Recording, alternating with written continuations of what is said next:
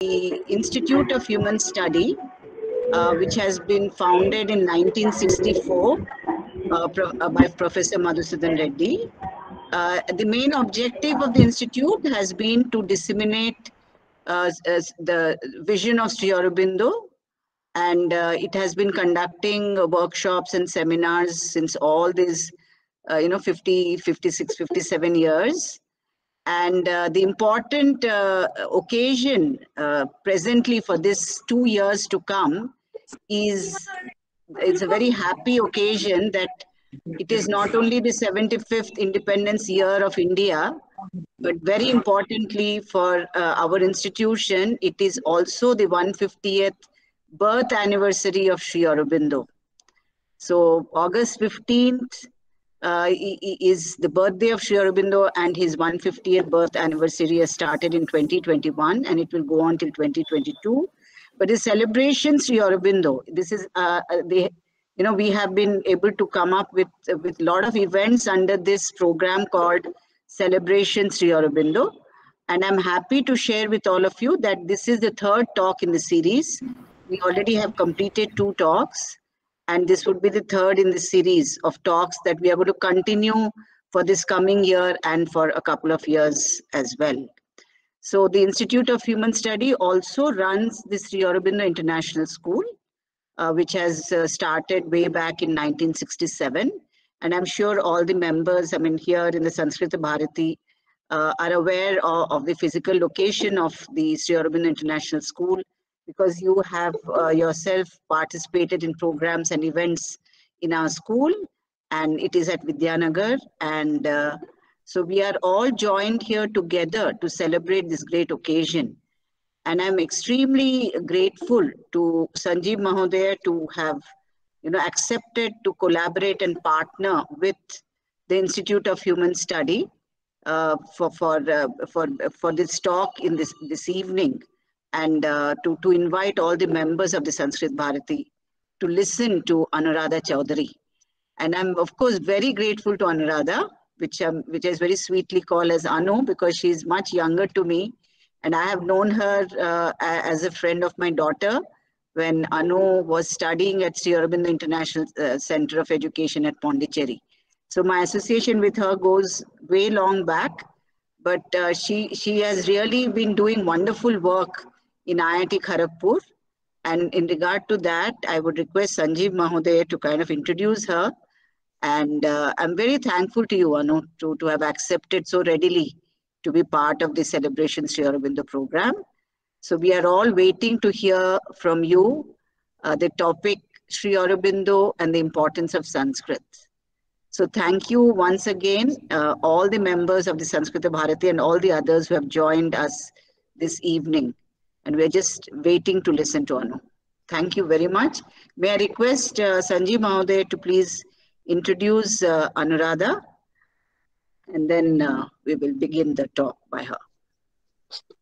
धन्यवादः अम्ब नमस्करोमि प्रणमामि नमस्सर्वेभ्यः हरिः ओम् प्रिय संस्कृत बान्धवाः सर्वेभ्यः नमो नमः ओम गम गणपतये नमः ओम महालक्ष्म्यै नमः ओम महासरस्वत्यै नमः ओम नवदुर्गायै नमः ओम श्री कामाक्षी परदेवतायै नमः ओम श्री दक्षिणामूर्तये नमः अद्य वयं श्री अरविंद घोष वर्यस्य सार्धैकशत जयंती उत्सवे स्मः अतः अत्यंत प्रमुदिताः कारणं अरविंद घोष महोदयस्य साक्षात् श्रीकृष्ण भगवतः प्रत्यक्षः जातः श्रीकृष्ण भगवन्तं सः स्वयं दृष्टवान् तस्य स्वप्ने आगतः तादृशः महापुरुषः अनन्तरम् अरविंद घोष महोदय एवमेव श्रीमाता एतौ द्वौ अपि सर्वदा तेषां सम्भाषणे ते वदतः संस्कृतं राष्ट्रभाषा भवेत् इति एव ते सर्वदा वदन्ति तदुक्त्वा एव अन्यकार्यं कृतवन्तः अतः अत्यन्त प्रियाः अस्माकम् अनन्तरं वयं सर्वदा तेषां पुस्तकानां विषयेपि बहुधा वदामः कारणं तेषां पुस्तकेषु न केवलं संस्कृतं तत्र दैवत्वं देशभक्तिः सर्वमपि अत्यन्त रमणीयतया तत्र पाठयन्ति अरविन्दो पुस्तकेषु अतः अरविन्द महोदय अत्यन्त प्रतिभावान् अस्ति एतादृश महापुरुषस्य सार्धैकशत जयन्ती उत्सवे वयं स्मः इति वयं तत्र बहु धन्याः इति अहं मन्ये। तथा एवमेव मित्राणि, संस्कृतभारती तेलङ्गाणाद्वारा वयम् एतत् कार्यं कुर्वन्तः स्मः। अतः निमेषद्वयं यावत् संस्कृतभारतीविषये किञ्चित् वक्तुकामुकोऽस्मि। वयं जानीमः, संस्कृतभारती संस्कृतसम्भाषण आन्दोलनं मनसि निधाय उद्भूता संस्था। संस्कृतभारत्याः अत्यन्तप्रथमलक्ष्यं वर्तते तत्र प्रतिजनं प्रतिमुखं संस्कृतं नेयम् इति। प्रतिगृहं प्रति संस्कृतं गच्छेत्, प्रतिमुखस्य प्रतिजनस्य मुखात् संस्कृतमेव आगच्छेत्, प्रतिभारतीयः प्रतिमानवः संस्कृतेन वदेत् इत्येव संस्कृतभारत्याः लक्ष्यम्। एतदेव मनसि निधाय प्रतिदिनं घण्टाद्वयं केवलं 10 दिनेषु 10 दिन संस्कृत संभाषण शिबिराणि चालयामः। एतत् संस्कृतभारत्याः प्रथमः कार्यक्रमः। द्वितीयः कार्यक्रमः अस्ति साप्ताहिकमेलनम् इति। सप्ताहे एकवारं मिलित्वा 10 दिन संस्कृत संभाषण शिबिरे यान् बिन्दून् वयं पठितवन्तः तेषां पुनश्चरणं कृत्वा पुनः जनजीवने वयं यथा आनयेम एतादृश प्रयत्नं कुर्मः। तृतीयमस्ति अस्माकं बालकेन्द्रशिक्षणम् इति। बालानां द्वारा तत्र संस्कारः करणीयः। अतः वयं संस्कार आरोपणं बालेषु कुर्मः इति मनसि निधाय बालकेन्द्राणां निर्वहणमपि कुर्मः। अनन्तरं वर्तते कार्यक्रमः तत्र पत्राचारद्वारा परीक्षा, इत्युक्ते दूरविद्याद्वारा परीक्षा, प्रवेश परिचय शिक्षा कोविद इति सोपानचतुष्टयेषु परीक्षाः विद्यन्ते। प्रति षण्मासेषु एका परीक्षा भवति। फेब्रवरी अन्तिमभानुवासरे आगस्ट् अन्तिमभानुवासरे परीक्षा सुनिश्चिता अस्ति। आविंशतिभ्यः वर्षेभ्यः वयं तेलङ्गाणा मध्ये एवमेव चालयन्तः स्मः। अस्मिन् वर्षे 1000 जनाः परीक्षां लिखितवन्तः गत आगस्ट् अन्तिमभानुवासरे। अनन्तरं वर्तते तत्र शास्त्रसंरक्षणम् इति। इत्युक्ते न केवलं 10 दिन संस्कृत संभाषण शिबिरम्, एतत् केवलं तु आरम्भः एव। इतः आरभ्य जीवनचरितानि, अनन्तरं तु स्पशकथाः, अनन्तरं तु तत्र डिटेक्टिव् नावेल्स्, एतत् सर्वमपि संस्कृते विद्यन्ते। अत्र संस्कृतेन रामायणं पठितुं शक्नुमः, भारतं पठितुं शक्नुमः, भागवतं पठितुं शक्नुमः, न्यायशास्त्रं पठितुं शक्नुमः। एतादृशं सर्वमपि पाठयन्तः प्रायः 70-300 पुस्तकानां मुद्रणमपि कृतवन्तः संस्कृतभारती द्वारा। अतः एतेषां पुस्तकानि सर्वाणि अपि अत्यन्त रम्यानि, सुन्दरानि, अल्पमूल्यानि, उत्तमानि च। एतानि सर्वाणि पुस्तकानि सर्वे अपि जनाः लीलया क्रीत्वा सम्यक् पठित्वा अवगमनं कुर्युः इत्येव संस्कृतभारत्याः चिन्तनं, परमचिन्तनं, परमोन्नतलक्ष्यमपि अस्ति। अतः भारतं राष्ट्रवैभवं प्राप्तव्यं, प्रपञ्चे अग्रिमस्थाने भवितव्यम्। अस्माकं भरतमातुः स्थानं प्रपञ्चे उत्तमस्थाने भवेत्। भरतमातुः पादयोः पुरतः सर्वप्रपञ्चः आगच्छेत् इत्येव अस्माकं लक्ष्यः।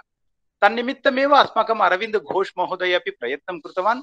विशेषतया अस्माकम् अरविन्द महोदयः तत्र तस्य जीवने अखण्डभारतनिर्माणं भवेदेव, अखण्डभारतेन निर्माणेन विना स्वातन्त्र्यं नास्ति इत्यपि तेषु दिनेषु घोषितवान्। एतदपि अस्माभिः स्मर्तव्यम्।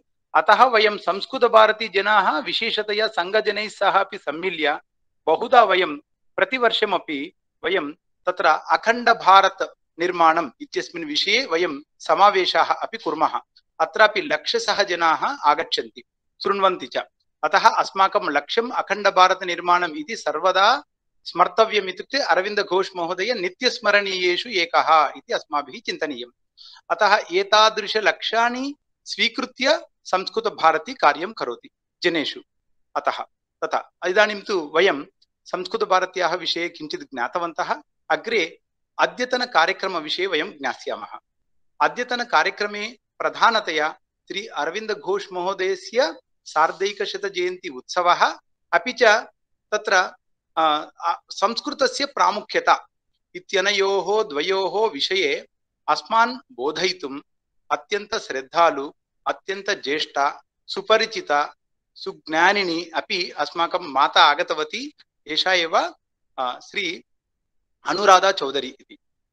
इयं महाभागा साक्षात् तत्र पाण्डिचेरी मध्ये विद्याभ्यासं कृतवती इति महान् आनन्दः।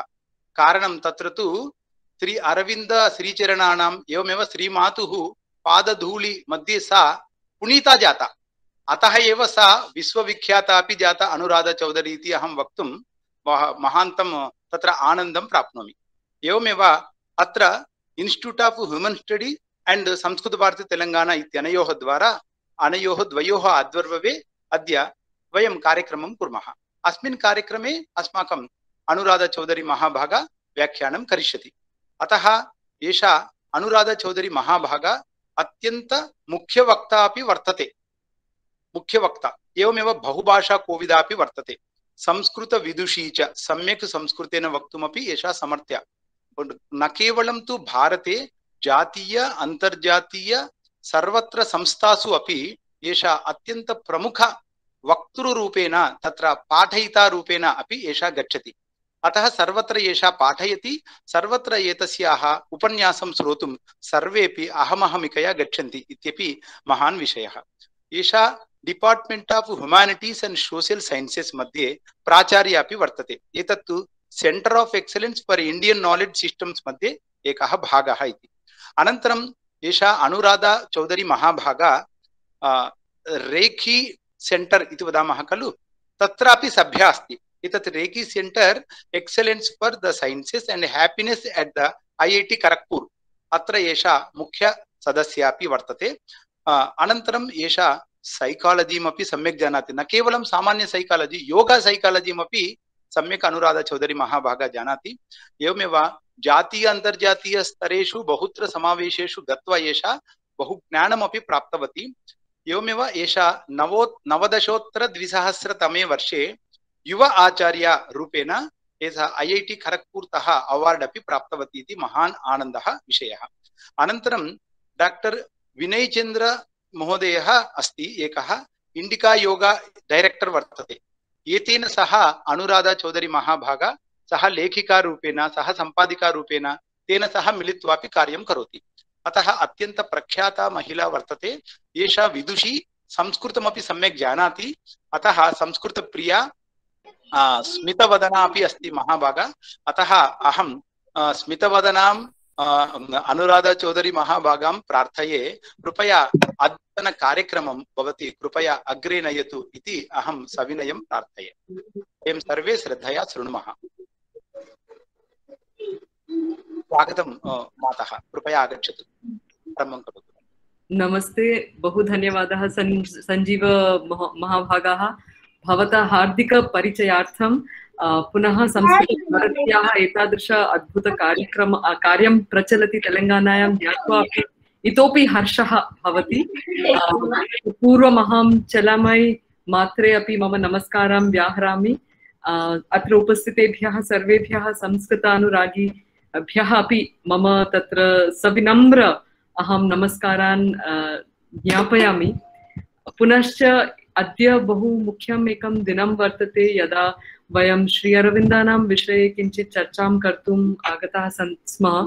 श्री अरविन्दस्य जीवनकथा तु अतीव प्रेरणादायका, भवद्भिः तत्र बहु शोभनरूपेण उपस्थापितम् अस्ति। किञ्चित् यत् किमपि उक्तं वर्तते श्री अरविन्दानां विषये, तेषां च संस्कृतप्रीतिः विषये यत् यत् भवान् उक्तवान् अस्ति तत् सर्वमपि अस्माकं विद्यालये विशेषतया छात्रान् प्रेरयति, बहून् तत्र अस्माकं देशं प्रति आकर्षयति, देशस्य संस्कृतिं प्रति वयं सर्वदा किं वदामः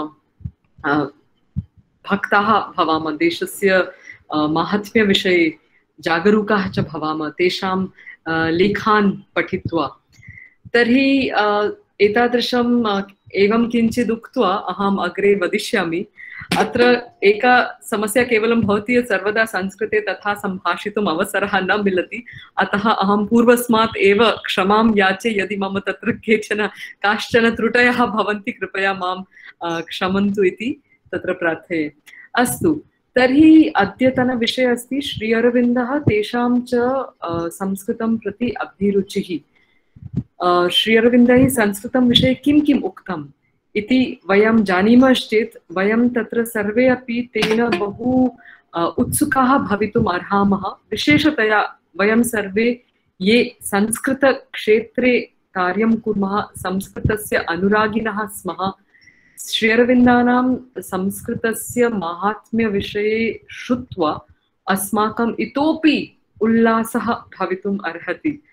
किन्तु तत् पूर्वम् अहम् एतदपि वक्तुम् इच्छामि यत् यदि किमपि स्पष्टं न स्यात्, तत् इंटरनेट अन्तर्जालकारणतः अपि भवितुं शक्नोति, अन्यकारणात् यदि किमपि स्पष्टं नास्ति, यदि मध्ये प्रश्नः अपि अस्ति चेत् मम तत्र समस्या न भवति। अस्तु, तर्हि निस्सङ्कोचं तत्र एतत् स्वजनानां सत्सङ्गे वयं सम्भाषणं कुर्मः, अतः निस्सङ्कोचं तत्र स्वप्रश्नान् उपस्थापयितुं शक्नुवन्ति इति मम आवेदनमस्ति। अस्तु, तर्हि श्री अरविन्दानां संस्कृतं प्रति श्री अरविन्द महोदयेन संस्कृतं विषये यद्यत् उक्तम् अस्ति तद् ज्ञानपूर्वं वयम् एकवारं श्री अरविन्दस्य जीवनकथा विषये किञ्चित् जानीमः इति मनीषया तद्विषये अहं किञ्चित् वक्तुकामा अस्मि।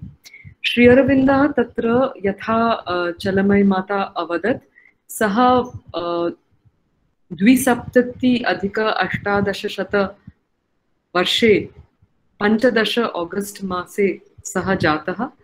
तस्य जन्म कोलकातायाम् आसीत्। तस्य पिता तत्रत्य किं वदामः शल्यचिकित्सकः, सर्जन इति आसीत्, कृष्णधन घोष, डॉक्टर कृष्णधन घोष इति। तस्य माता श्रीमती स्वर्णलता देवी आसीत्। श्री अरविन्दानां परिवारः, श्री अरविन्दस्य पूर्ण परिवारः ब्राह्मो समाज युक्तम् आसीत्। यदा श्री अरविन्दः बहु युवकः एव आसीत्, तस्य पिता ऐच्छत् यत् तस्य सहोदरद्वयं, सहोदरद्वयं तत्र बिनोयभूषण and मधुसूदन द्वौ अपि, सः ऐच्छत् यत् ते त्रयः अपि विदेशं गत्वा, विशेषतया तत्र ते अस्माकं अत्र क्षम्यताम्, अत्र बिनोयभूषण पुनः मनमोहन, तत्र अहं चिन्तयामि स्म किमपि अभवताम्, बिनोयभूषण पुनः मनमोहन इति तस्य अग्रजद्वयेन सहितं सः यूके प्रेषितवान् आसीत्। तस्य पिता यूके मध्ये लंडन नगरे सः तत्र तस्य प्रारम्भिकं 7 वर्षीयः यदा आसीत् तत्र गत्वा तस्य अध्ययनं कृतवान्। अध्ययनकरणार्थं सः आरम्भतः एव लैटिन, ग्रीक इत्यादि पाश्चात्यभाषाः सम्यक् पठितवान् आसीत्। कारणं तत्र विद्यालयेषु तादृशभाषाणां प्रोत्साहनं बहु आसीत्। यथा अस्माकं देशे पूर्वकाले तत्र संस्कृतं पाठयन्ति स्म, तथैव तेषां तत्र इंग्लैंड देशे भिन्न यूरोपीय देशेषु अपि ते लैटिन पुनः ग्रीक भाषां पाठयन्ति स्म। तर्हि श्री अरविन्दः बाल्यकालात् एव पाश्चात्यभाषासु बहु प्रवीणः जातः। तस्य अग्रजद्वयमपि एते भाषे सम्यक् ज्ञातवन्तः। तदनन्तरं सः लंडन मध्ये पठित्वा केम्ब्रिड्ज् मध्ये गत्वा तत्र अत्युत्तम छात्ररूपेण तत्र उत्तीर्णः। समकाले तस्य पिता डॉक्टर कृष्णधन घोष ऐच्छत् यत् सः तत्र पठनकाले भारतीय प्रशासनिक सेवायां सः आत्मानं योजयतु इति। तदस्ति अस्माकं इंडियन सिविल सर्विस मध्ये सः अपि तत्र एकः अधिकारी भवेत् इति तस्य महती इच्छा आसीत्। किन्तु श्री अरविन्दः तदानीं तस्य पित्रा द्वारा एव प्रेरितः आसीत् यत् विदेशीयाः आङ्ग्लजनाः भारतम् आगत्य भारतीयानाम् उपरि बहु दुराचारं कुर्वन्ति स्म। सः तद्विषये अस्माकं समाचारपत्रे यद्यद् लिखितं वर्तते स्म, कथं ते दुराचारं कुर्वन्ति स्म, तद्विषये सः पुत्रान् प्रेषयति स्म। श्री अरविन्द तत् सर्वं पठित्वा निर्णयम् अकरोत् यत् इदानीं सः तत्र इंडियन सिविल सर्विस मध्ये सः भागं नेतुं न इच्छति। अतः सः तथा एव किञ्चित् क्रान्तिकारी एतत् किं वदामः देशस्य स्वातन्त्र्यार्थं सः प्रयत्नम् आरब्धवान् आसीत्। तत्र 393 महाराजा बरोडायाः महाराजा तत्र आगत्य तेन सह साक्षात्कारं कृतवान्। साक्षात्कारस्य फलेन श्री अरविन्दं बरोडायां तस्य एव राज्ये तस्य मुख्य लेखक भाषणकर्ता रूपेण नियोजितवान्। तदानीं श्री अरविन्द तत्र यदा सः भारतम् आगतवान् तदानीं सः लिखति यत् मम भारतभूमौ यदा अहं पादं स्थापितवान् तस्य फलेन मम पूर्णं जीवनं मम पूर्णजीवः बहु शान्तः जातः। मातृभूमेः संस्पर्शेन एव तस्य एकम् आध्यात्मिक अनुभवः जातः। तेन तु ज्ञातमासीत् यत् मातृभूमेः सेवायाम् एव तस्य जीवनं सः समर्पयिष्यति इति। तर्हि यदा सः बरोडाम् आगतवान् महाराज्ञः सेवायां च नियुक्तः आसीत् तदानीं सः बहु भारतीयभाषाः न जानाति स्म। वस्तुतः यदा सः विदेशं गतवान् तत्पूर्वम् एव सः आङ्ग्लभाषायाम् एव अधिकं सम्भाषणादिकं करोति स्म। कारणं तस्य पिता न इष्टवान् यत् सः भारतीय बङ्गभाषायाः संस्कृतिम् अधिकं जानीयात्। तदानीं तस्य प्रेषणपूर्वं तस्य मनसि किञ्चित् चिन्तनम् आसीत् यत् वैदेशिक संस्कृति एव श्रेष्ठा संस्कृति अस्ति। अतः सः व्यवस्थां कृतवान् यत् तस्य पुत्राः किञ्चिदपि भारतीय संस्कृतिविषये न जानीयुः इति। किन्तु यदा श्री अरविन्दः प्रत्यागतवन्तः तदा ते अवगतवन्तः यत् भारतस्य स्वातन्त्र्यार्थं भारतस्य श्रेष्ठ संस्कृतिम् अज्ञात्वा तत् साधयितुं न शक्यते। पुनः ते अवगतवन्तः अपि यत् भारतस्य स्वातन्त्र्यं यदि वयम् इच्छामः तर्हि अवश्यं तत्र आध्यात्मिकसत्यस्य सहायेनैव तत् साध्यं भविष्यति इति। अतः सः बहु भारतीय भाषाः पठितुम् आरब्धवान्। तासु संस्कृतम् आसीत्, बङ्गभाषा आसीत्, भिन्नभाषाणां सः किं वदामः अध्ययनम् आरब्धवान्।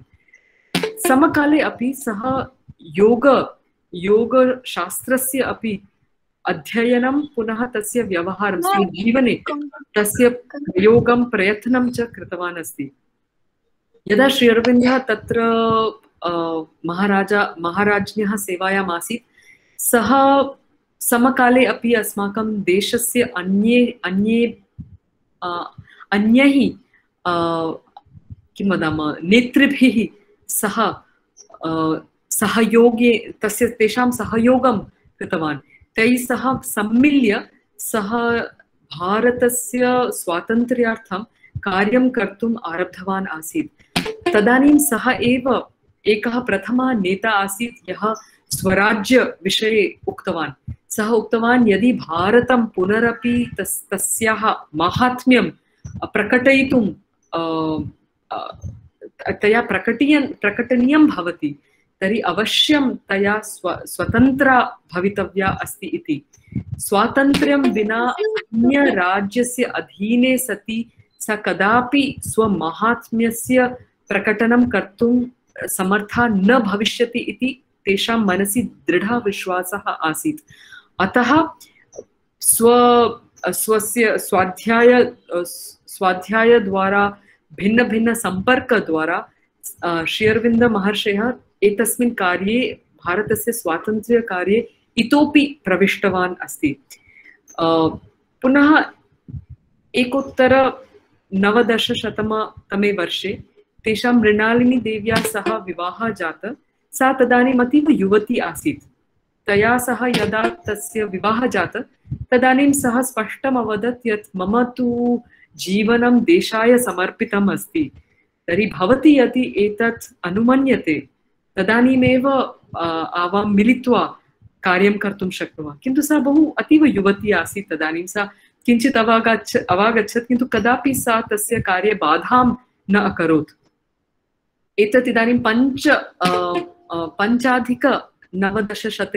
शततमे वर्षे श्री अरविन्दः बरोडातः अत्र आगतवान् अस्ति अस्माकं कोल्कतायां। तत्र नेशनल कॉलेज इति तस्य सः प्रांशुपालरूपेण आगतवान्। प्रथम प्रांशुपालः तत्र भारतीय शिक्षणं भवेत् इति विचार्य सः तत्र आगतवान् आसीत्। इदानीं तदेव सः एव महाविद्यालयः जादवपुर महाविद्यालय नाम्ना प्रसिद्धः अस्ति। तर्हि तस्य उद्देश्यम् आसीत् यत् भारतीयाः अस्माकं ज्ञानेन किं वदामः ज्ञानेन ते आत्मविश्वासं प्राप्नुयुः, पुनः च अस्माकं संस्कृतिं ज्ञात्वा अस्माकं भारतस्य ज्ञानपरम्परां ज्ञात्वा एव ते अस्माकं स्वातन्त्र्यं प्रति इतोपि दृढविश्वासेन ते साहाय्यम् अथवा सहयोगं कर्तुं शक्नुवन्ति इति। तदानीं सः यतः सः विदेशे वर्धितः आसीत्, तस्य लेखेषु सः अतीव प्रेरणादायकं पुनः च ब्रिटिश राज्य विरुद्धं लेखान् सः लेखितुम् आरब्धवान् आसीत्। किन्तु विषय बहु रुचिरः विषयः आसीत् यत् यतः सः तेषाम् एव संस्कृत्यां वर्धितः आसीत्, तस्य लेखेषु ते कदापि तं विपरीतं दर्शयितुम् असमर्थाः आसन्। सः तथा अद्भुतरूपेण लिखति स्म यत् देशस्य सर्वे अपि प्रेरिताः भवन्ति स्म स्वातन्त्र्यार्थं, किन्तु आङ्ग्लजनाः तत्र तं तस्य दोषं दर्शयितुं न शक्नुवन्ति स्म। अग्रे गत्वा किम् अभवत्, तत्र यदा बङ्गदेशस्य विभाजनं जातं तदानीं लॉर्ड कर्जन् द्वारा विभाजनं जातं। तदानीं तत्र क्रान्तिकारेषु एकः आयोजना किं वदामः कॉन्स्पिरसी आसीत् यत् तत्रत्य यः मैजिस्ट्रेट् आसीत् न्यायाध्यक्षः तस्य हननं करणीयम् इति।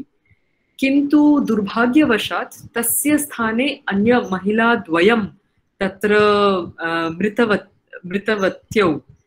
किन्तु तदानीम् आङ्ग्लजनाः बहु तत्र भीताः जाताः।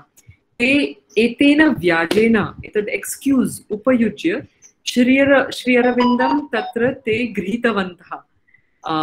पुनः अलिपुर इति कारागारे ते तम् एकवर्षम् अतीव कठोर व्यवस्थायां ते स्थापितवन्तः। कठोर एकान्त परिस्थित्यां तं तत्र ते स्थापितवन्तः। यदा श्री अरविन्दः अलिपुर कारागारे प्राविशन् तदा ते आत्मानम् अपृच्छन्, कारणं ते चिन्तितवन्तः यत् तेषाम् एकं महत्त्वपूर्णं कार्यमस्ति देशस्य स्वातन्त्र्याय। किन्तु तत्र प्रविश्य ते भगवन्तम् अपृच्छन्। वस्तुतः तेषां तत्र उत्तम तत्र कारागारकथाः इति सन्ति। तत्र ते वदन्ति यत् ते भगवता सह सम्भाषणं कृत्वा अवदन् यत् मया चिन्तितं यत् अहं देशस्य मुक्त्यर्थं बहु कार्यं करिष्यामि, किन्तु अहं तु अत्र कारागारे निक्षिप्तः। कथम् इदानीं सम्भवं, कः अस्माकं देशस्य स्वातन्त्र्यार्थं कार्यम् अग्रे नेष्यति? कारणं सः यदा एतदस्ति 97-तमे वर्षे कारागारे ते निक्षिप्तः आसन्, तदानीं बहवः नेतारः अपि कारागारे तदानीं ते स्थापितवन्तः। अतः श्री अरविन्दानां मनसि तत्र प्रश्नः आसीत् यत् इदानीं कथं कार्यम् अग्रे गमिष्यति इति। एवं बहु आत्मचिन्तनम् आसीत्, बहु प्रश्नाः आसन्, बहु आध्यात्मिक किं वदामः आध्यात्मिक दृष्टयः, बहु आध्यात्मिक सिद्धयः च तेषां तदा अभवन्। तत्तेषु एकं बहु प्रसिद्धम् अस्ति यत् यदा ते स्वकारागारात् बहिर् अपश्यन् तदा ते अपश्यन् यत् सर्वमपि वासुदेवः इति, सर्वमपि कृष्णमयं जगत्। तस्य कारागारस्य ये खम्बाः आसन् तदपि कृष्णः आसीत्, वृक्षः अपि कृष्णः आसीत्, तस्य न्यायाध्यक्षः अपि कृष्णः आसीत्, तस्य सह कारागारे वासिनः अपि कृष्णः आसीत्। तादृश तस्य एकं महत्वपूर्णः अनुभवः, आध्यात्मिक अनुभवः आसीत्। तस्य फलेन सः अवगतवान् यत् एतद् देशस्य स्वातन्त्र्यकार्यं न तस्य हस्ते अस्ति, तद् ईश्वरः स्वयं पश्यति। अतः ईश्वराय आत्मानं समर्प्य ते स्व आध्यात्मिककार्ये अधिकरताः अभवन्। तदानीं चित्तरञ्जन दास् इति एकः बहु प्रसिद्धः तत्र अधिवक्ता तेषां कार्याणि दृष्ट्वा तेषां तत्र मुक्तिम् अपि कारागारतः मुक्तिं कारितवान्। तदानीं यदा श्री अरविन्दः कारागारात् मुक्तः जातः तदानीं तैः उत्तरपरा इति एकं भाषणम्, उत्तरपारायाम् एकं भाषणं दत्तमासीत्, उत्तरपरा स्पीच् इति।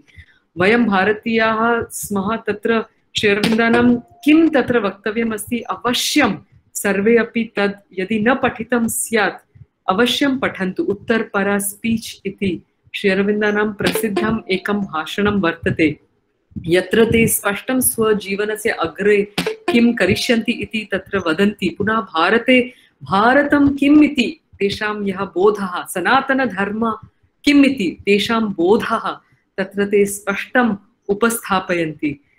तत्र श्री अरविन्दः कथयन्ति यत् सनातनधर्मम् एव राष्ट्रस्य चिन्तनं। ते वदन्ति यत् अस्माकं राष्ट्रस्य मूलाधारः सर्वथा एतादृश जीवनदृष्टिः अस्ति, एतादृश आत्मसमर्पितभावेन जीवनस्य समर्पणम्, ईश्वराय समर्पणम् एव अस्माकं भारतस्य मूलं चिन्तनं वर्तते। अतः एतत् कार्यं च, देशस्य संरक्षणं, देशस्य परिपालनं सर्वमपि भगवता एव दृश्यते। अतः किमर्थं सः तत्र व्याकुलः भवेत् इति सः तथा तत्र वदति। सः एतदपि वदति यत् यावत्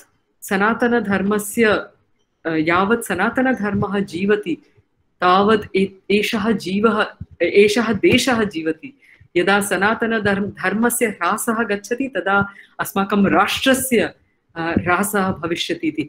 किन्तु यदा सः अत्र सनातनधर्मस्य विषये वदति, अत्र बहु जागरूका भवितव्यं यत् एतत् न केवलम् अस्माकं संकीर्णं हिन्दुत्वचिन्तनम् एव वर्तते, एतदेकं बहु मुख्यविषयः अस्ति। यदा सनातनधर्मविषये सः वदति, अत्र सः वेदस्य यत् चिन्तनम् अस्ति तद्विषये, उपनिषदां यत् चिन्तनम् अस्ति तद्विषये सः अस्मान् जागरयति स्म।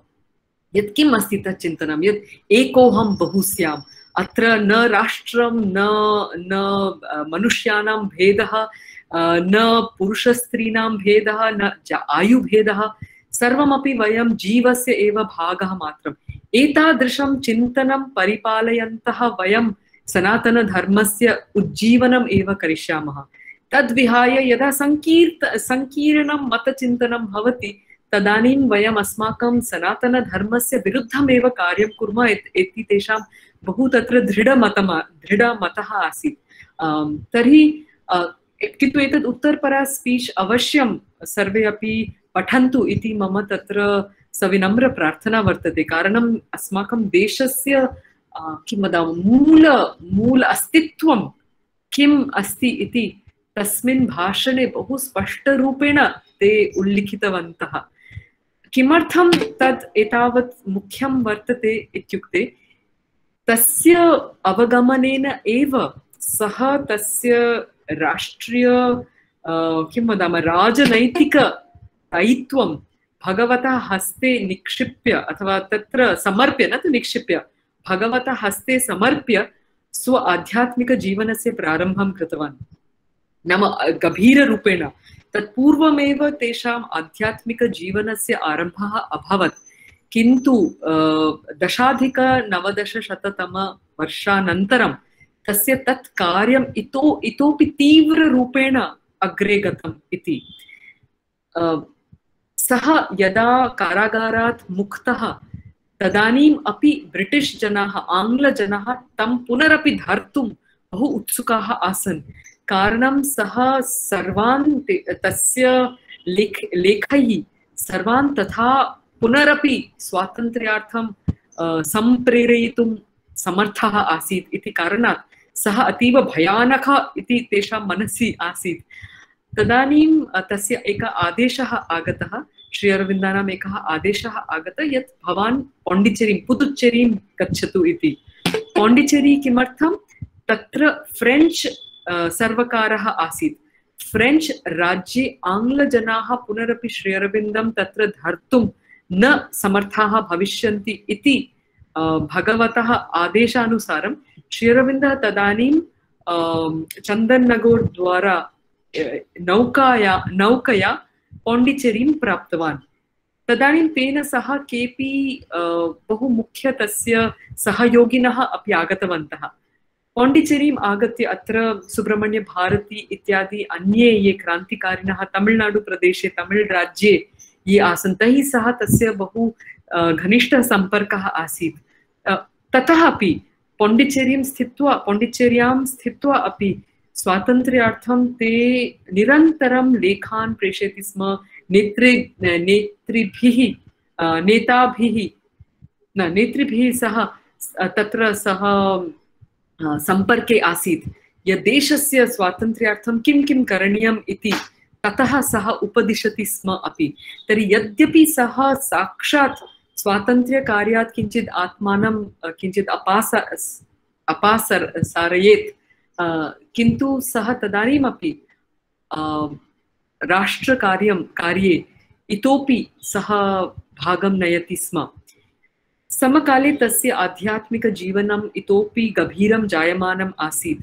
तदानीं 14-19-तमे वर्षे फ्रेञ्च् देशतः एका माता, श्रीमाता मीरा अल्फासा इति तस्याः नाम, सा तदानीं पाण्डिचेरीम् आगता तस्याः पतिवर्येण सह। यदा सा पाण्डिचेरीम् आगता सा श्री अरविन्दं दृष्ट्वा तत्क्षणं ज्ञातवती यत् एषः एव तस्याः आध्यात्मिकगुरुः आसीत्, या बाल्यकालात् तां मार्गदर्शनं करोति स्म, यस्य नाम सा श्री कृष्णः इति दत्तवती आसीत्। यदा सा श्री अरविन्दं दृष्टवती प्रथमवारं सः पूर्ण आत्मसमर्पणं कृतवती। तदानीं विश्वयुद्धः अपि आरब्धमासीत्। अतः एकवर्षं सा पाण्डिचेर्यां स्थित्वा ततः सा जपान् देशं गतवती। श्री अरविन्दः तदानीं स्वलेखान् लिखति स्म, आध्यात्मिकलेखान्, संस्कृतिविषयलेखान्, राजनीतिविषये लेखान्, नानाविधलेखान् सः तदा लिखति स्म, समकाले लिखति स्म। तर्हि सः एक न केवलं राजनैतिज्ञः आसीत्, सः कविः आसीत्, सः महायोगी अपि आसीत्, पुनः सः किं वदामः दार्शनिकः अपि आसीत्। एतादृश बहुषु विषयेषु तेषां तत्र महत्त्वपूर्णं योगदानं वर्तते। एवं कृत्वा यदा श्री अरविन्दः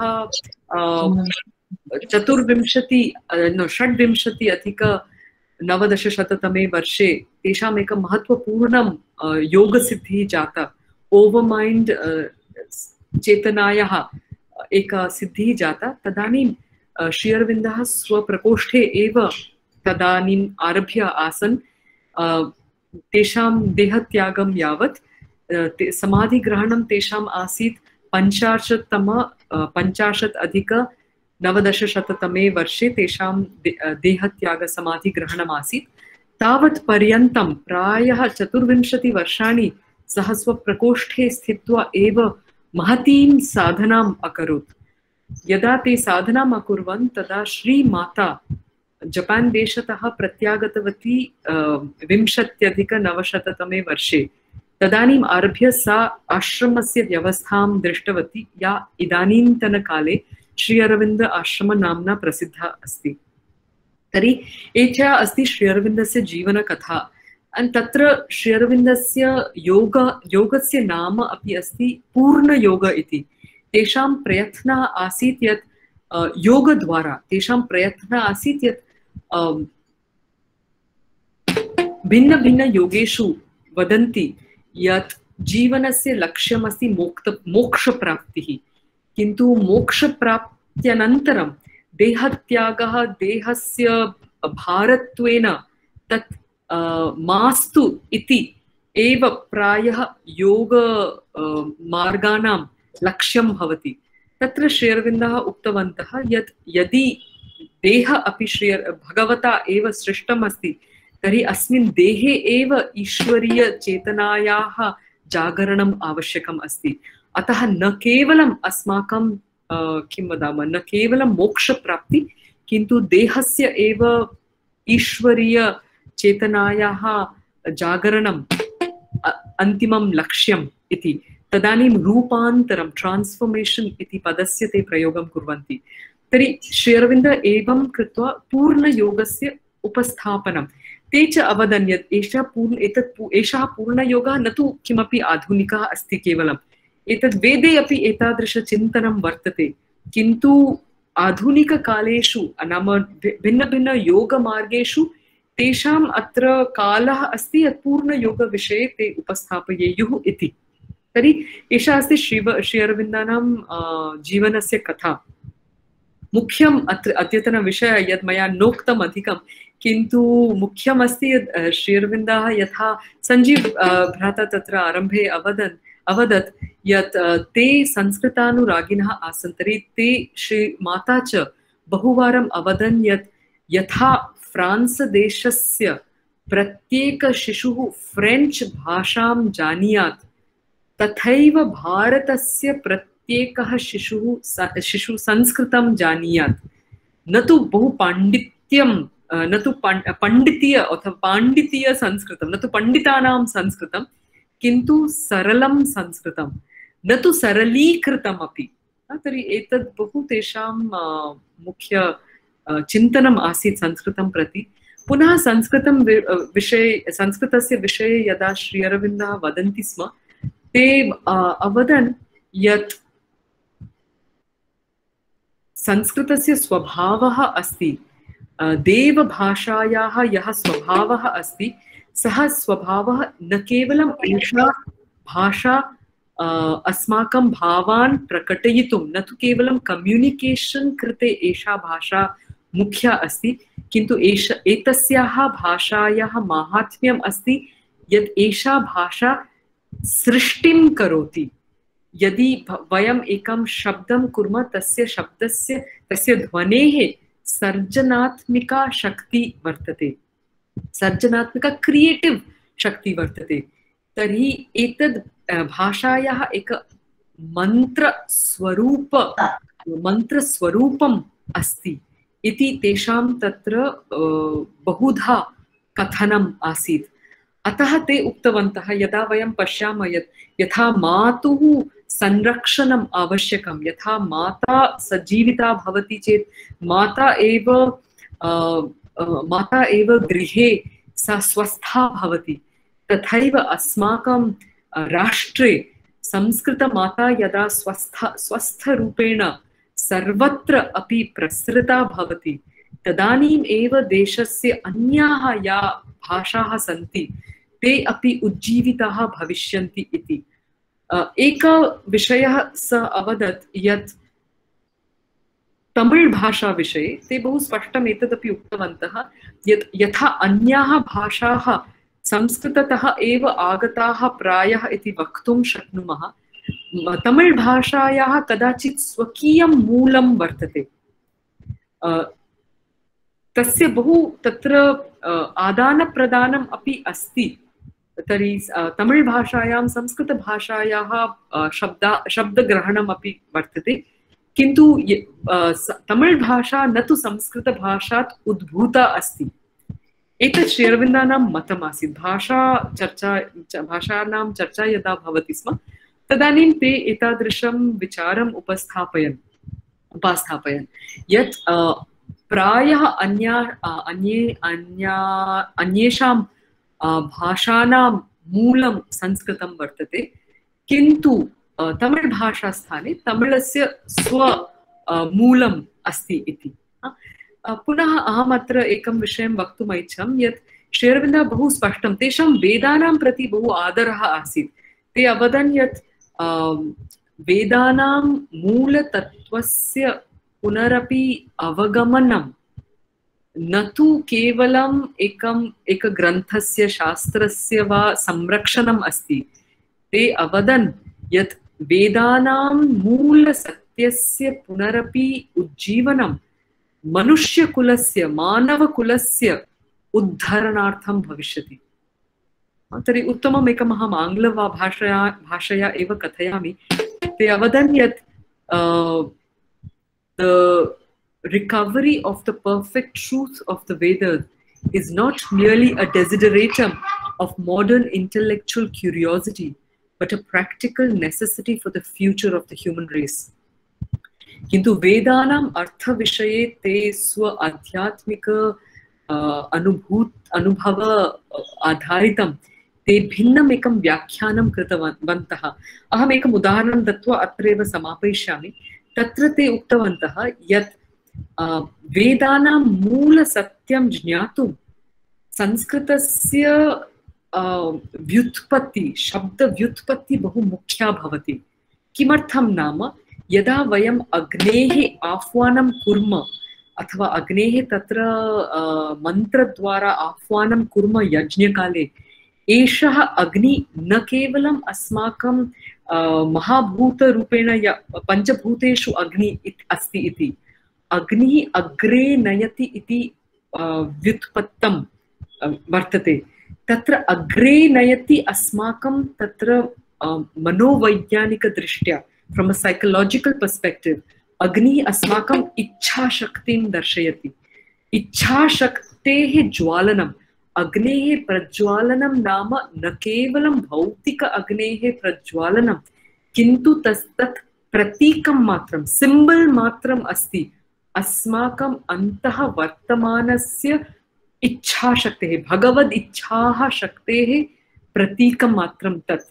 अतः यदा वयं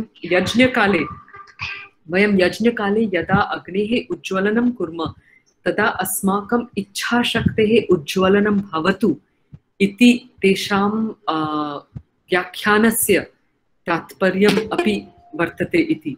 तर्हि अहं बहु अवदं, किन्तु एतावद् अहं वक्तुं प्रयत्नम् अकरवं यत् श्री अरविन्दानां जीवनं यद्यपि पाश्चात्ये आरब्धम् अस्ति, तत्रैव तेषां वर्धनम् अस्ति, किन्तु भारतस्य संस्कृतेः माहात्म्यम् अवगत्य तस्याः भाषाः बह्वीः भाषाः पठित्वा पुनः न केवलं तत् विषये मननं कृत्वा किन्तु निदिध्यासनरूपेण स्वजीवने तस्य उपस्थापनं, स्वजीवने तस्य आनयनं सः कृतवान् अस्ति।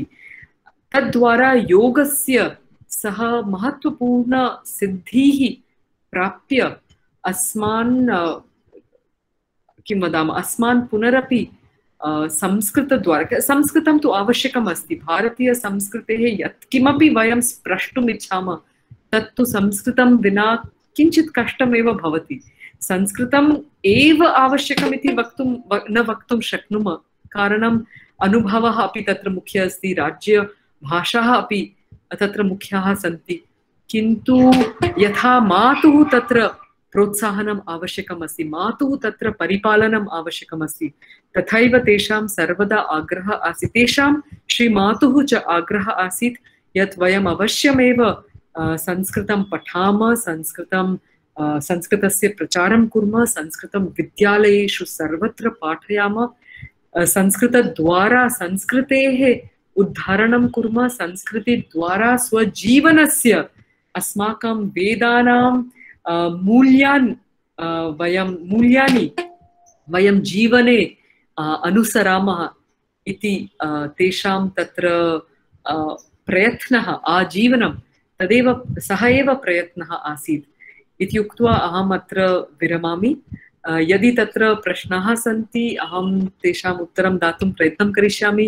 यदि केषाञ्चन तत्र चिन्तनानि सन्ति, अहं यदवदं तत्र किमपि कोऽपि अभिप्रायः अस्ति तदपि अहं श्रोतुं कामा वर्ते, तर्हि कृपया निस्सङ्कोचं तत्र प्रश्नान् पृच्छन्तु इति मम सविनम्र अनुरोधः अस्ति तत्र इत्युक्त्वा धन्यवादः।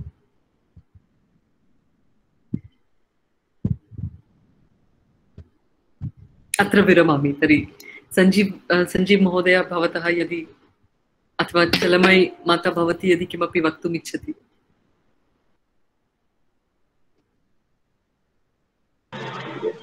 धन्यवादः भगिनी। धन्यवादः। नमस्ते भगिनी। चंद्रशेखर महोदय। अहमस्मि चंद्रशेखरः। वदतु महोदय। नमस्ते। मम एकः लघु प्रश्नः अस्ति यत् साम्प्रतं अरबिन्दो आश्रमतः संस्कृतविषये कानि प्रयत्नानि वर्धयितुं संस्कृतवर्धयितुं कानि प्रयत्नानि भविष्यन्ति इति भवती वक्तुं शक्नोति वा? तर्हि एकं तु अहं जानामि, तत्र आश्रमे एव श्री अरविन्द आश्रमे एव एकः तत्र तु प्रप्रथमतया तत्र बाल्यकालात् संस्कृतं पाठयन्ति। श्री अरविन्द श्रीमाता च तत्र बहु आग्रहम् अकुर्वन् यत् बाल्यकालात् एव संस्कृतस्य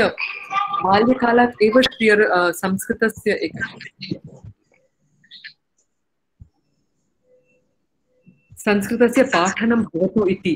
तर्हि अस्माकं शिशुविहारे तत्र छात्राः प्रथमं संस्कृतं फ्रेञ्च् भाषां च पठन्ति। फ्रेञ्च् भाषा कुतः नाम श्रीमाता तु फ्रेञ्च् भाषीया आसीदेव, किन्तु तस्याः चिन्तनमपि आसीत् यत् भाषाप्रयोगेन अस्माकं चिन्तनधारायाः व्यवस्था भवति। वयं यस्यां भाषायां भावप्रकटनं कुर्मः, यस्यां भाषायां चिन्तनं कुर्मः, तस्याः भाषायाः स्वभावः अस्माकं मनसि भवति। अस्माकं जीवनदृष्टि भाषया प्रभाविता भवति। अतः आरम्भकाले फ्रेञ्च् भाषा यथा फ्रेञ्च्, संस्कृतं, लैटिन् एतादृशभाषाणां पठने अस्माकं मस्तिष्कं बहु व्यवस्थितं भवति, बहु ऑर्गनाइज्ड भवति। कारणं संस्कृतं नाम सम्यक् कृतम्, अस्मान् समीकरोति, सम्यक् करोति संस्कृतभाषा।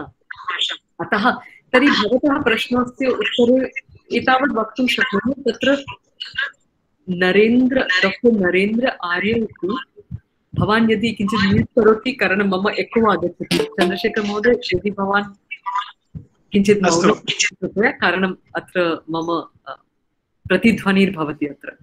अस्तु, तर्हि तत्र श्री अरविन्द महोदय आश्रमे वर्तमानकाले नरेन्द्र महोदय, अहं जानामि वक्तुं तत्र श्री अरविन्दः दर्शनभाग्यम् अभवत्। गतशताब्दे तेषां दर्शनभाग्यम् अभवत्। एवं वा? अस्तु, तर्हि बहवः ग्रन्थाः लिखिताः ते।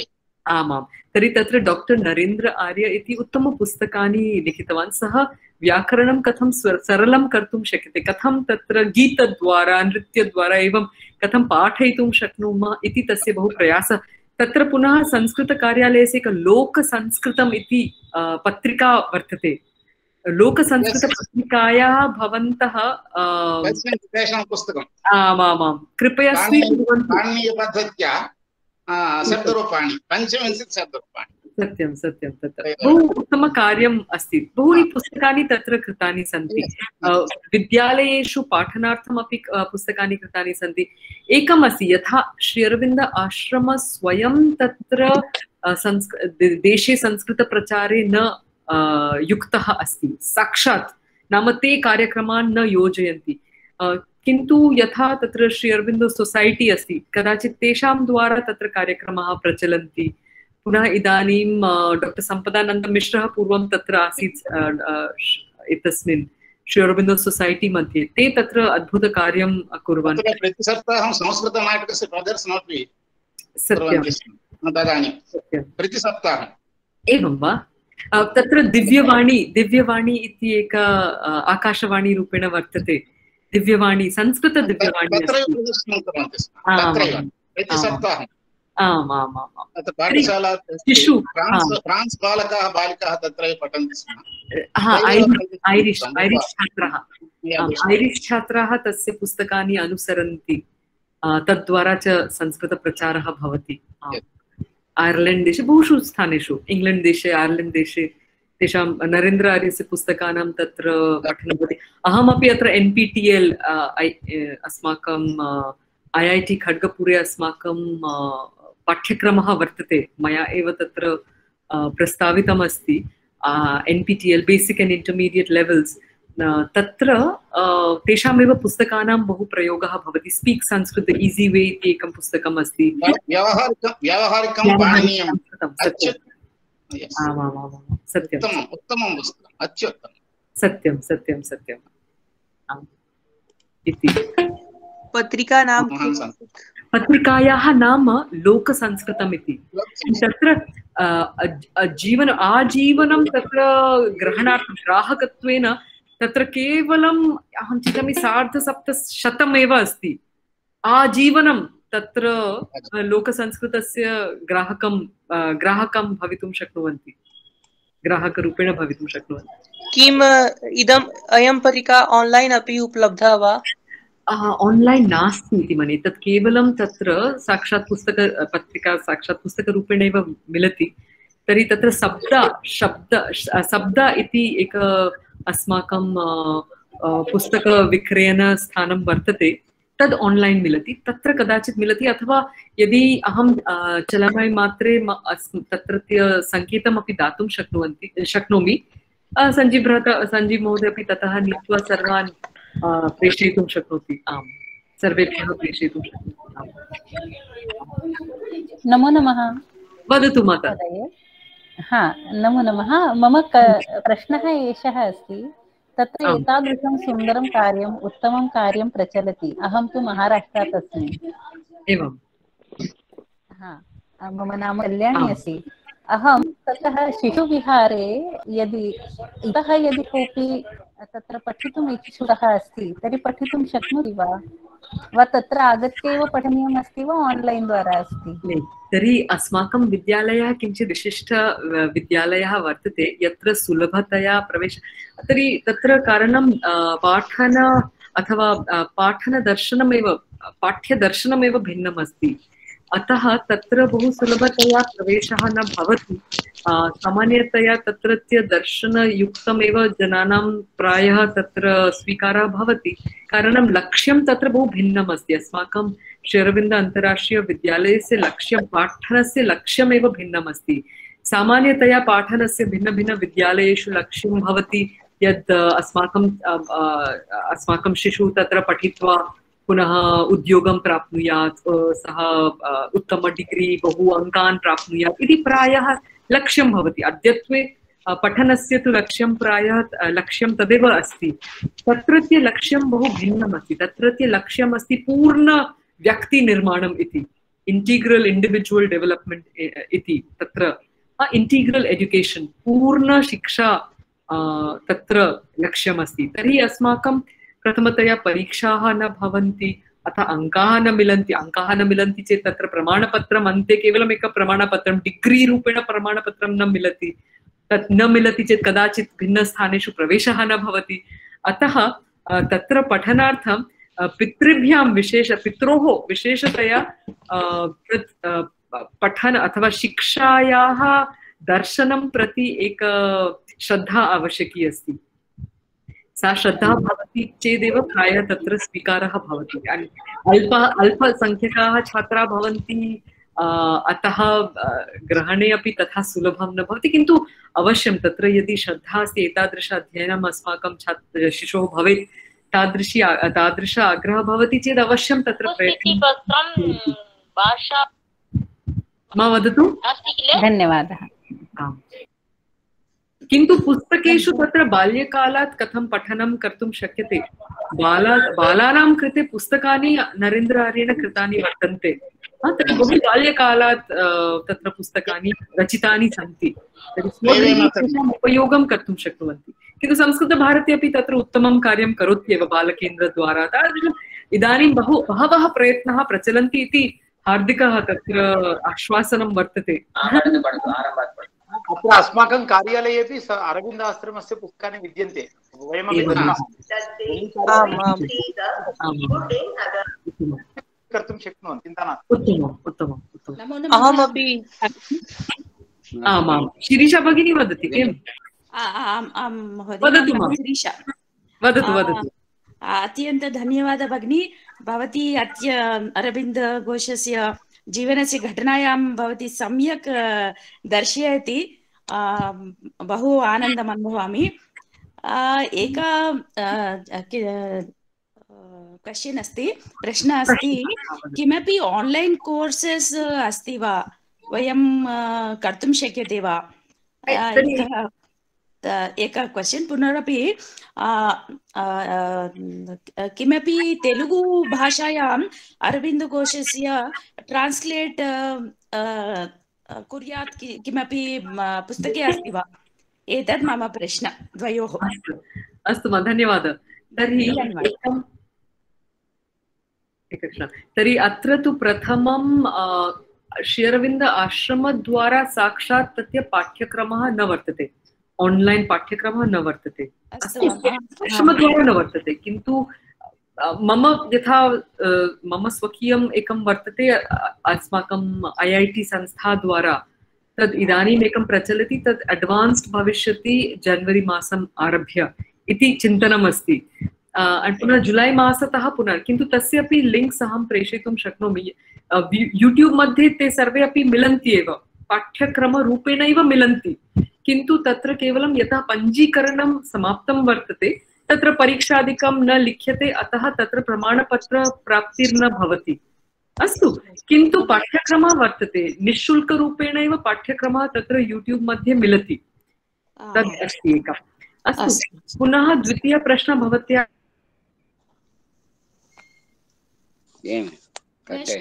न श्रूयते भगिनी। తెలుగు భాషాయాం నీళ్ళు తీసుకొని వస్తాను కిందకి పోయి. आमां महोदय। Unmute. Anuradha ma'am, you please unmute. I have muted everyone.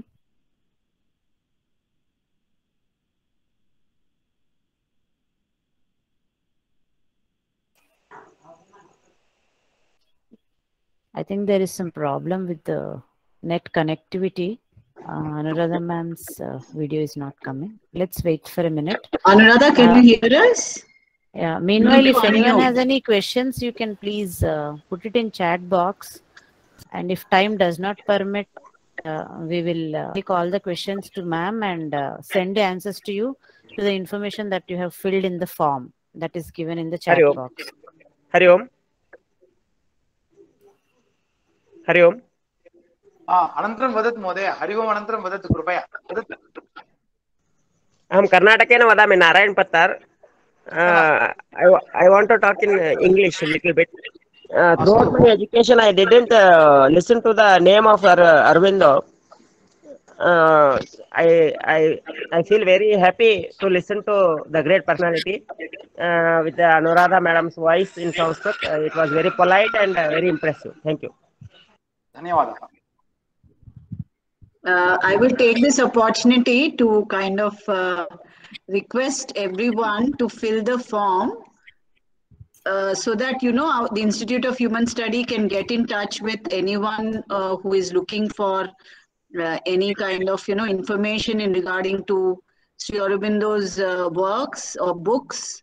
And somebody just asked about Telugu translations. We have quite a few books in Telugu so that we can share the books with you as well.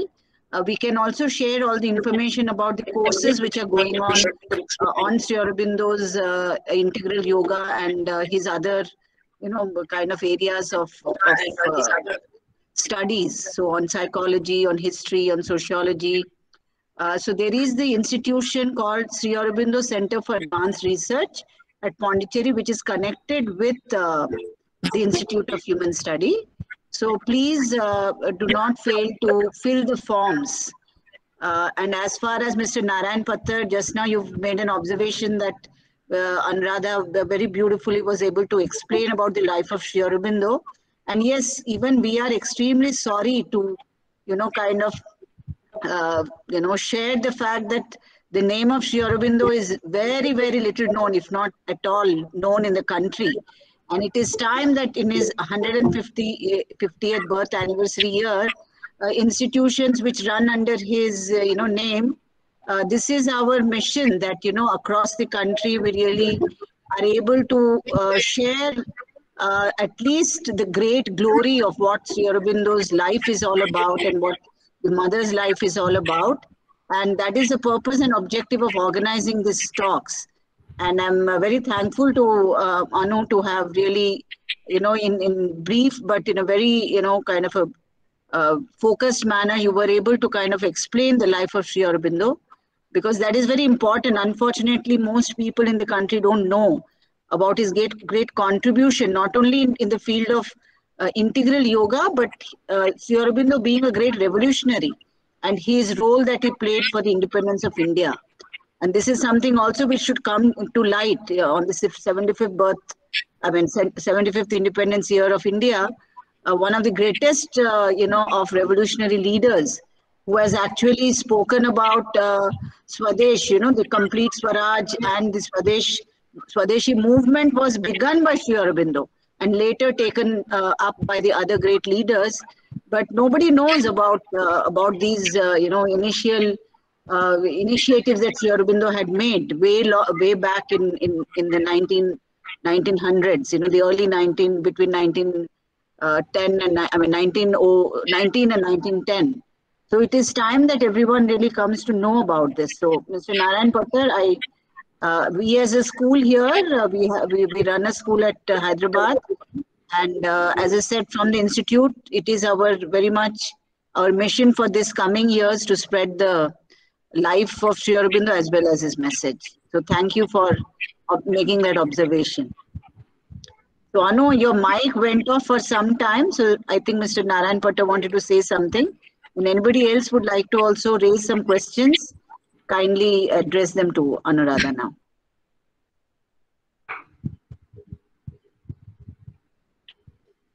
अहम् एकं विषयं तदानीं यदा तस्य परिवारविषये कथयामि स्म, एकं विषयम् अहं न उक्तवती इति चिन्तयामि यत् तेषां परिवारे सहोदरत्रयम् आसीत्, ज्येष्ठद्वयं बिनोयभूषण पुनः मनमोहन महोदय पुनः तस्य अनुजः बारिन् इति, तस्य एका सहोदरी अपि आसीत् सरोजिनी इति।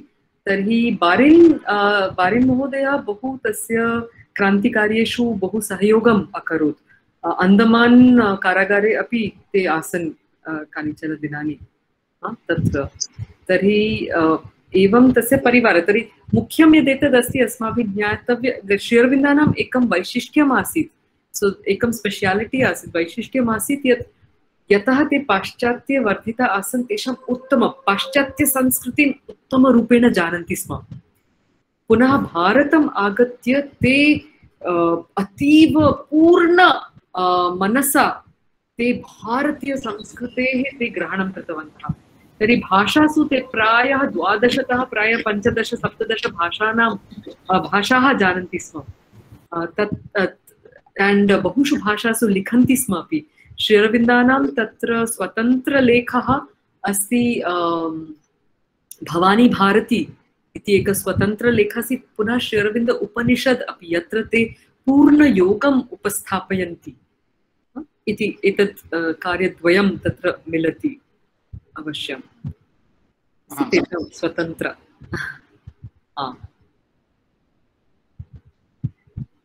अस्तु। तर्हि यदि अन्यः प्रश्नः अस्ति अहं तत् उत्तरितुं बहु सन्तुष्टा भवामि। हरि ओं, नमस्कारः। नमस्कारः भगिनी। वदतु। अनुराधा भगिनी, भवती बहु सरलभाषया संक्षिप्तरूपेण अरविन्दो महोदयस्य कथाम् उक्तवती। वयमपि अतीव सम्यक् अवगतवन्तः, धन्यवादाः। मम एकः लघु प्रश्नः अस्ति।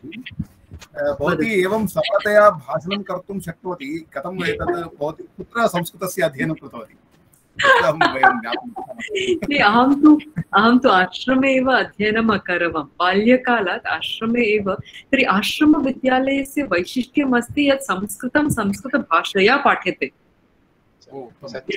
भिन्नभिन्नराज्येषु तत्तत् राज्यस्य भाषया संस्कृतं पाठयन्ति।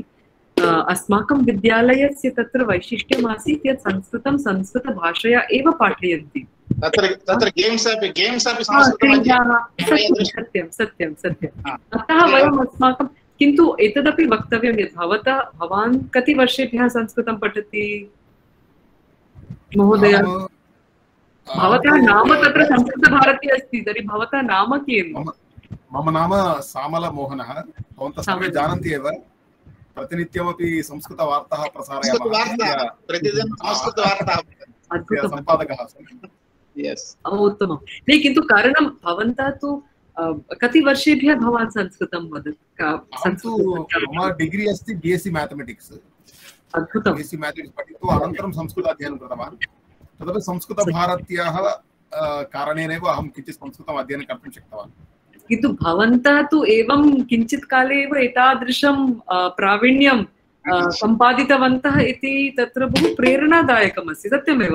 संस्कृतभारत्याः मम यदा परिचयः मम तत्र महाविद्यालयसमाप्त्यनन्तरं यदा अहं विश्वविद्यालयं प्रविष्टा, विश्वविद्यालये अहं संस्कृतमेव पठितवती। तत्र मम वैदिकमनोविज्ञानं, श्री अरविन्दस्य व्याख्यानुसारं वैदिकमनोविज्ञानम् इति विषयम् अधिकृत्य अहं मम शोधकार्यम् अकरवम्। तदानीं मम तत्पूर्वमेव स्नातकोत्तरस्तरे मास्टर्स् काले एव संस्कृतभारत्याः परिचयः। मम तु महती प्रेरणा आसीत्। आरम्भे किञ्चित् व्यवस्था दृश्यते, किन्तु अनन्तरं महती प्रेरणा आसीत् यत् कथं संस्कृतभारती 10 दिनेषु सम्भाषणशिबिरद्वारा जनान् तत्र संस्कृतं वाचयति, आत्मविश्वासं ददाति। ततः अस्माकं पाण्डिचेर्याम् एका माता अस्ति या संस्कृतभारती द्वारा आरम्भं कृतवती, सन्ध्याकालवर्गं कृतवती, अनन्तरं शिक्षकप्रशिक्षणमपि कृतवती, एवं पाठयति स्म। सा अनन्तरं गत्वा तिरुपतेः तद् विद्यापीठस्य स्नातकोत्तरं कृत्वा MPhilं कृत्वा शोधकार्यं पर्यन्तं गतवती। सा शोधकार्यं समाप्य इदानीं पाठयति। तर्हि मम सर्वदा अहं जनान् तदेव प्रेरयामि यत् संस्कृतपठनेन सन्तुष्टाः केवलं न भवन्तु। एतत् कारणम् अस्तु, एतत् मम सत्यमेव बहु पुनरपि एक आग्रहः अस्ति। बहु विनम्र आग्रहः सर्वेषाम्। अस्माकं संस्कृतपरिवारे अहम् एतम् आग्रहं निस्सङ्कोचम् अहम् उपस्थापयितुं शक्नोमि। किम् इत्युक्ते इदानीं राष्ट्रे इण्डियन् नालेज् सिस्टम्स् इति एक केन्द्रं कृतमस्ति। केन्द्रे एव AICT द्वारा शिक्षामन्त्रालयद्वारा एव तद् उपस्थापितं वर्तते यत् भारतीय ज्ञानपरम्परायाः वर्धनं प्रसारः अस्माकं छात्राः भारतस्य भिन्न विषयेषु योगदानं किम् अस्ति इत्येव न जानन्ति। तर्हि तदर्थं किम् आवश्यकम्? एतद् भवन्तः न सर्वे अपि संस्कृतज्ञाः आरम्भतः स्वक्षेत्रे भवन्तः प्रावीण्यं प्राप्य अनन्तरं संस्कृतं कृतवन्तः। अतः भवन्तः कृपया तत्र एव मा स्थगयन्तु। एतत् इदानीम् अग्रे गत्वा महाविद्यालये विश्वविद्यालयेषु PhD कुर्वन्तु भिन्न स्वविषयेषु। समस्या भवति यत् संस्कृतज्ञाः वयं साहित्यं कुर्मः, व्याकरणं कुर्मः, दर्शनं कुर्मः, तावदेव वयं तकनीकीय यान्त्रिक अभियान्त्रिकभाषा विषयाः न पाठयामः। अतः इदानीम् एक महत् प्रयोजनम् अस्ति, देशे प्रयोजनम् अस्ति यत् भवान् गणितज्ञः अस्ति, भवान् अस्माकं परम्परायां ज्ञानपरम्परा गणितविषये किम् उक्तम् अस्ति तत् भवान् गवेषणां करोतु। अस्माकं professor Ramasubrahmanyam IIT Madras IIT Bombay मध्ये तेषां सम्पर्कं करोतु। कथं च गणिते भवान् अस्माकं भारतीयगणितं पुनरपि विश्वे वयम् आनेतुं शक्नुमः। कारणं वयं न कुर्मश्चेत् पाश्चात्याः कुर्वन्ति एव। भारतीय गणितज्ञानां विषये ज्ञातुम् इच्छन्ति चेत् सेण्ट् एण्ड्रूस् वेब्सैट् मध्ये सर्वं तत्र मिलति। तर्हि वयम् इच्छामः न केवलं वेदिक् मैथ्स्, बहु तत्र भूगोलविषये, एस्ट्रोनमि विषये, गणितविषये तत्र बहु भिन्नं संस्कृतगणितचिन्तनम् आर्यभट्टस्य पुस्तकानां पठनं कुर्वन्तु, भास्कराचार्यस्य पुस्तकानां पठनं कुर्वन्तु, लीलावत्याः पाठनं द्वयमपि आवश्यकम् अस्ति। किन्तु एतादृशं यथा छलमयि मातुः विद्यालये भवन्तः यदि प्रवीणाः भवन्ति अस्माकम् आर्यभट्टीये सपोसिङ्ग्, तत्र गत्वा वक्तुं शक्नुमः वयम् एकं वर्क्शाप् चालयामः, यथा बालकाः जानीयुः किं चलति इति। तादृशम् अस्माकम् इदानीं देशे राष्ट्रे बहु प्रयोजनम् अनुभूतमस्ति। तर्हि अहमपि तत्र इदानीं केन्द्रे किञ्चित् साहाय्यं करिष्यामि। तर्हि एतादृशं ये संस्कृतभारती द्वारा अनुरागिणः सन्ति, वयं सर्वेपि सम्मिल्य स्वक्षेत्रे संस्कृतस्य अध्ययनं कृत्वा, संस्कृतग्रन्थानाम् अध्ययनं कृत्वा तद् वयं राष्ट्रे आनयामः, राष्ट्रस्य पाठ्यक्रमेषु आनयामः। एक अतीव विनम्ररूपेण अनुरोधः अस्ति मम। महोदये, अहं किञ्चित् एकं निमिषं स्वीकरोमि। बहु सम्यक् भवती मार्गदर्शयति। भवती यद् IKS विषये उक्तवती, किन्तु तत्र मर्यादाः सन्ति, तत्र मर्यादाः एताः सन्ति, तत्र यः कोऽपि आवेदनं कर्तुं वा प्रपोजल् यत्किमपि प्रेषयितुम् इच्छति, सः केन्द्रतः भवतु, नाम केन्द्रीय विश्वविद्यालयतः वा राष्ट्रीय विश्वविद्यालयतः वा तथा इन्स्टिट्यूट्तः, संस्थानतः ते भवन्तु। वयं तथा कर्तुं न शक्नुमः, ये सामान्याः वयं। तर्हि तेषां तत्र कथम् अन्तर्भावः कथं भविष्यति? आम्, सत्यमेव, उत्तम अङ्कः भवत्या उक्तम्, उत्तमविषयः तत्र कथितः अस्ति।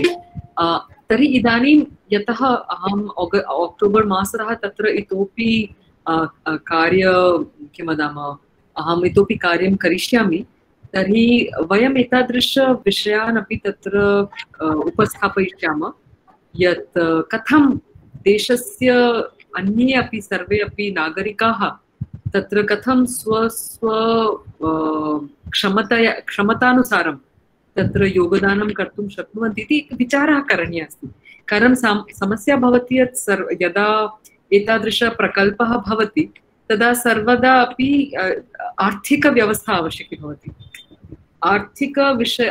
आर्थिकविषयस्य वितरणे तत्र समस्याः जायन्ते यदि तद् व्यक्तिगतमेव भवति। कारणं नागरिकाः तु बहवः सन्ति, रैट्? तर्हि कथं तत्र आर्थिकव्यवस्था करणीया इति सर्वदा प्रश्नः भवति इति मम चिन्तनमस्ति। अतः किन्तु भवत्याः विषयः तु अतीव मुख्यः अस्ति, गत्वा विचारणीयमस्ति। कारणं निश्चयेन तत्र बहवः भवती सदृशाः बहवः सन्ति ये भागं नेतुम् इच्छन्ति, किन्तु व्यवस्था कारणात् तत्र अक्षमाः भवन्ति। पश्यामः। धन्यवादः महोदय। धन्यवादः महोदय। कथयतु। किं भवती चिन्तयति यत् न्यू एजुकेशन पॉलिसी माध्यमेन संस्कृतस्य उत्थानं भविष्यति? तर्हि तत्र तु भारतीयज्ञानपरम्परायाः उत्थानविषये तु उक्तमस्ति एव।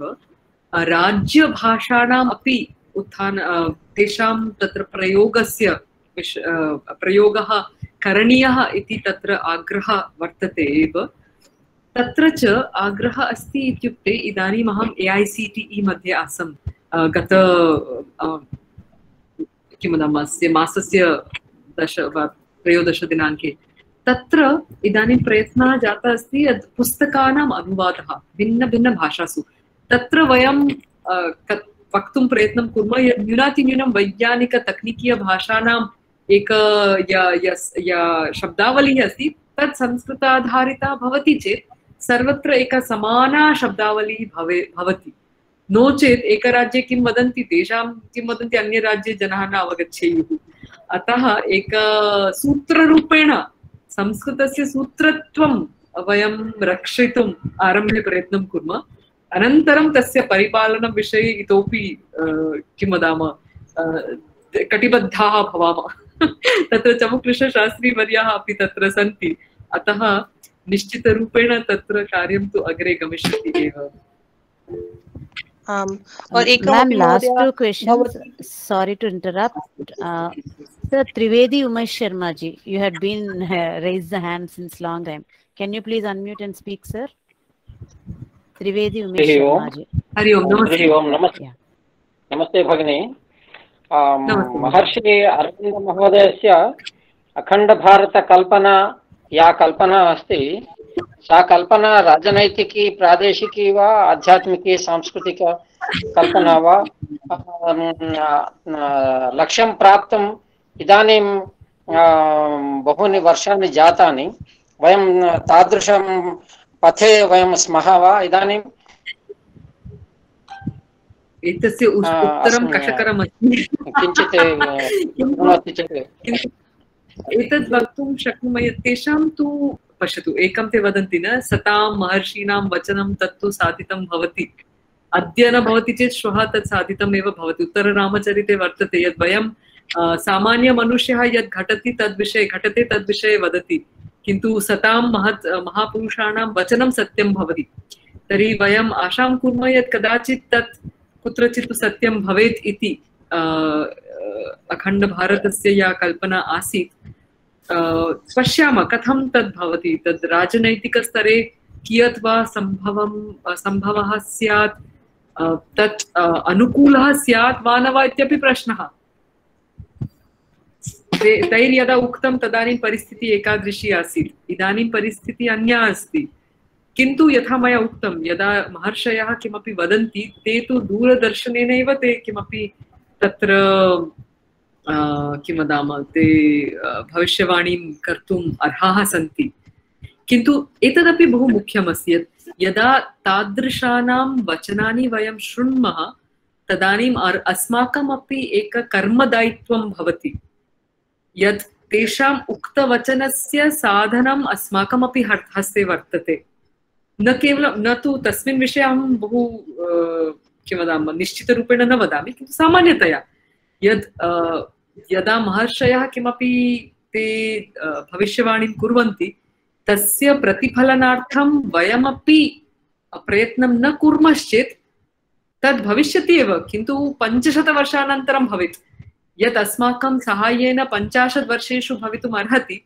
तद् अस्माकम् असहायेन तद् 500 वर्षाणि भविष्यति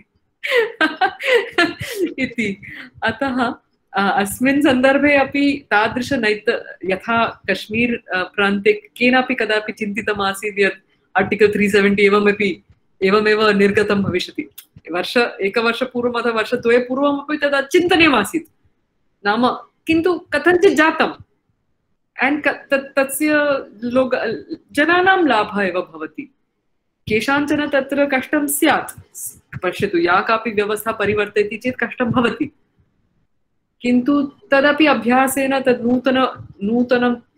नूतनत्वं गच्छति नूतनव्यवस्था भवति तर्हि पाकिस्तानस्य विशेषतया भारतेन सह सम्मेलनं आरंभे तु आध्यात्मिक स्तरे भवेत् तस्य दृढीकरणेन तत् साक्षात् राजनैतिक स्तरे अपि भवेत् इति भगवत् कृपया साधितं स्यात् Ganesh Kumar ji, you can go Inga, just 1 minute before Ganesh speaks. I just would like to add a few points to what Anuradha has said. Already she has beautifully explained how it takes many years, you know, and depending on the karma which is worked out by the humans, how the, you know, kind of great, the vision of Sri Aurobindo will surely come to, you know, reality on one day. But I would like to request all the members here to read his message of 1947, August 15th, where, you know, he has spoken about the 5 dreams. And in that dream, he said the partition will and must go. So that was his prediction on the day of independence of India. And he also clarified that even if it is not politically or geographically that India will become one, spiritually it is one and it will remain one. And India will have to find its spiritual soul again. So it is more in the context of that that we have to unite, irrespective of whether geographically or politically we become one. That is the Akhand Bharat. The Akhand Bharat represents the spiritual India, spiritual Bharat. So please read the 1947 message of Sri Aurobindo, and he has his beautiful, kind of explanation about his vision of not only the country but of the world as well, of world unity. Yes, sorry Ganesh, you can just go ahead and speak. Hari Om Didi, Namaste Didi. बहु धन्यवादः दीदी. अहम् अतीव सन्तुष्टः अस्मि भवत्याः उपन्यासेन. समीचीनम् आसीत् दीदी, धन्यवादः. अरविन्दो महोदयः बहु दूरदृष्टिः आसीत् अरविन्दो वर्यस्य. यदा तस्य विद्याविधानं यत् पूर्वम् उक्तं तद् इदानीं नूतनविद्याविधानरूपेण आगतं, यत् अरविन्दो विद्यालयेषु प्रचलन्तः सन्ति, तद् इदानीम् आगतम्. इतोपि कापि सूचनां ददाति वा दीदी अस्माकं छात्राणां कृते? तर्हि श्री अरविन्दानां शिक्षा किं वदामः, शिक्षा दृष्टिः विषयत्रये आधारिता आसीत्, नाम चिन्तनत्रये आधारिता आसीत्. प्रथमा अस्ति यत् किमपि पाठयितुं न शक्यते. आम् महोदय. सर्वा विद्या जनेषु एव वर्तते, एंड शिक्षकस्य कार्यमस्ति तद् ज्ञानस्य पुनः स्फुटनम् अथवा पुनः तस्य प्रतिफलनम् एव शिक्षकस्य कार्यं, न तु पाठनम्. एतद् यत् एषा या दृष्टिः अस्ति, एषा अस्माकं संस्कृतेः मूलचिन्तनम् एव आसीत्. एतद् न केवलं श्री अरविन्दैः उक्तम् अस्ति, एतद् अस्माकं स्वामी विवेकानन्दैरपि उक्तम् अस्ति, सर्वैरपि महर्षिभिः समानमेव उक्तम् अस्ति यत् ज्ञानम् अस्मासु एव वर्तते, या विद्या सा सर्वत्र एव वर्तते. अस्माकं तर्हि सर्वेषु, यतः अहं ब्रह्मास्मि यदि वयं विश्वासं कुर्मः तर्हि अस्मासु एव सर्वं निहितं वर्तते. ब्रह्मणः यत् चरित्रमस्ति, ब्रह्मणः यत् स्वभावः अस्ति, तस्य प्रतिफलनं यदा कुर्मः वयं, तदानीं वयं ब्राह्मणाः भवामः, न तु ब्राह्मणकुले जन्मना ब्राह्मणः भवामः. किमर्थं नाम, तर्हि शिक्षायाः लक्ष्यमासीत् यत् प्रत्येकस्मिन् निहितब्रह्मणः पुनः जागरणम्. शिक्षकस्य उद्देश्यमस्ति तस्य सहायकरणं. कथं तस्य परिस्थितिं जनयेत् येन शिशुः स्वधर्मस्य पालनं कर्तुं शक्नुयात् इति. अस्तु, प्रथमं. द्वितीयम् आसीत् यत् प्रत्येकशिशुः स्वचरित्रेण आगतः अस्ति. तस्य चरित्रेण सह एव तस्य वर्धनं. कस्यापि यदि स्वभावः अस्ति, सः चित्रकारः भवतु इति, तस्य स्वभावः चित्रकरणे अस्ति. तं यदि वयं वदामः गणितं पठतु, इंजिनियरिंग करोतु, तस्य स्वभावः विरुद्धं गच्छति. तर्हि पित्रोः अथवा पितृभ्यां प्रयोजनम् आसीत् यत् स्वशिशोः चरित्रम् अवगत्य, शिक्षकानां च तत्र प्रयोजनम् आसीत् यत् छात्रस्य स्वभावं परिचित्य तदनुगुणं शिक्षादानं. तर्हि एनईपी यदा पश्यामः, तत्र एनईपी मध्ये एतादृशव्यवस्थाः किञ्चित् प्रवेशिताः सन्ति. दट् छात्राणां स्वभावानुगुणम् अध्यापनम् अध्ययनं च भवतु इति एका चेष्टा भवेत्. अस्माकं समस्या अस्ति यत् बृहन् देशः, महान् देशः, तत्र प्रत्येकस्मिन् वर्गे बहवः छात्राः, तत्र शिक्षकस्य किं वदामः, मस्तके केवलं सिलेबस् समापनमेव मुख्यं, न तु छात्रज्ञानां तस्य अवसरः एव नास्ति. सः प्रत्येक तत्र 50 छात्राणां स्वभाव परिचेतुं गच्छति चेत् तस्य तु तत्रैव कालः समाप्तः भवति. अतः एतादृशकल्पनायाः किं वदामः आनयनं प्रयासः तु करणीयः एव अस्ति. तत्र तर्हि किञ्चित् यथा एनईपी तत्र पठन किं वदामः शिक्षाविषये सम्भाषणम् अथवा लिखितमस्ति एनईपी मध्ये, तत्र किञ्चित् स्वातन्त्र्यमस्ति. अधुना पूर्वस्मात् अधुना किञ्चित् स्वातन्त्र्यमस्ति यत् छात्राणां स्वभावस्य किञ्चित् वा तत्र सम्मानं भवतु इति. एंड तृतीय तर्हि प्रथम आसीत् यत् किमपि शिक्षितुं न शक्यते, तर्हि छात्रस्य स्वभावरूपेण सर्वमपि ज्ञानं वर्तते, तस्य प्रतिफलनम् एव शिक्षकस्य दायित्वं। द्वितीयम् आसीत् यत् छात्रस्य स्वधर्म स्वभावं अवगत्य एव पाठनं करणीयं। तृतीयः विषयः अस्ति यत् समीपात् दूरम् अध्यापनं। वयं किं कुर्मः, वयं छात्रान् पाठयामः न्यूयार्क् मध्ये गोल्डन् ब्रिड्ज् किम् अस्ति तदस्ति किन्तु समीपस्थ ग्रामस्य एव विषये वयं न जानीमः। अतः एव एतत् बहु रुचिरमस्ति, अतः एव छात्राः सर्वे स्वविद्यालयं त्यक्त्वा प्रथमेव बहिर्गन्तुम् इच्छन्ति, कारणं स्वस्थानविषये एव तेषाम् अधिक अभिमानं नास्ति। तर्हि कथं समीपस्थ विषयाणां ज्ञानं सम्यक् प्राप्य अनन्तरं तद् मन्दं मन्दं दूरे यदा पाठयामः तदानीं तेषां न्यूनातिन्यूनम् आत्मविश्वासः भवति, आत्मगौरवं च भवति तेषां समीपस्थ ज्ञानविषये। अहमत्र एकं लघु उदाहरणं ददामि। एतद् सिद्ध इति एका संस्था अस्ति हिमाचले, अस्माकं पवन गुप्त, श्री पवन गुप्त इति तस्य नाम। यदि यूट्यूब मध्ये कदापि तस्य शिक्षण विषये वीडियोस् पश्यन्ति उत्तमं भवति।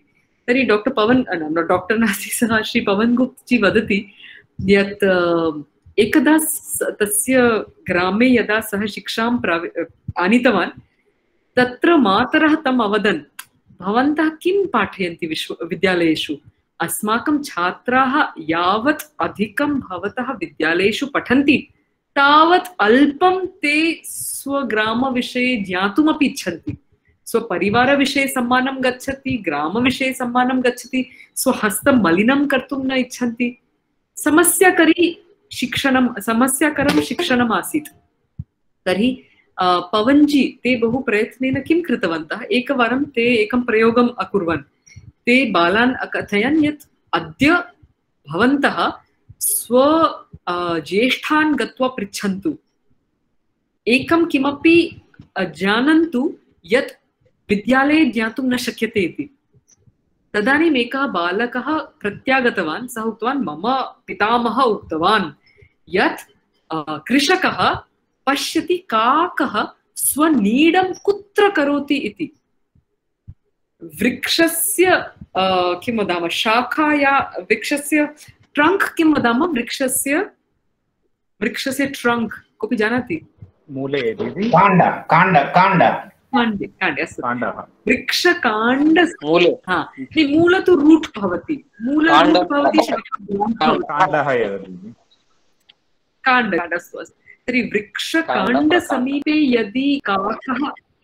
यदि काकः स्वनीडं करोति तर्हि मासत्रयानन्तरम् उत्तमा वृष्टिः भविष्यति।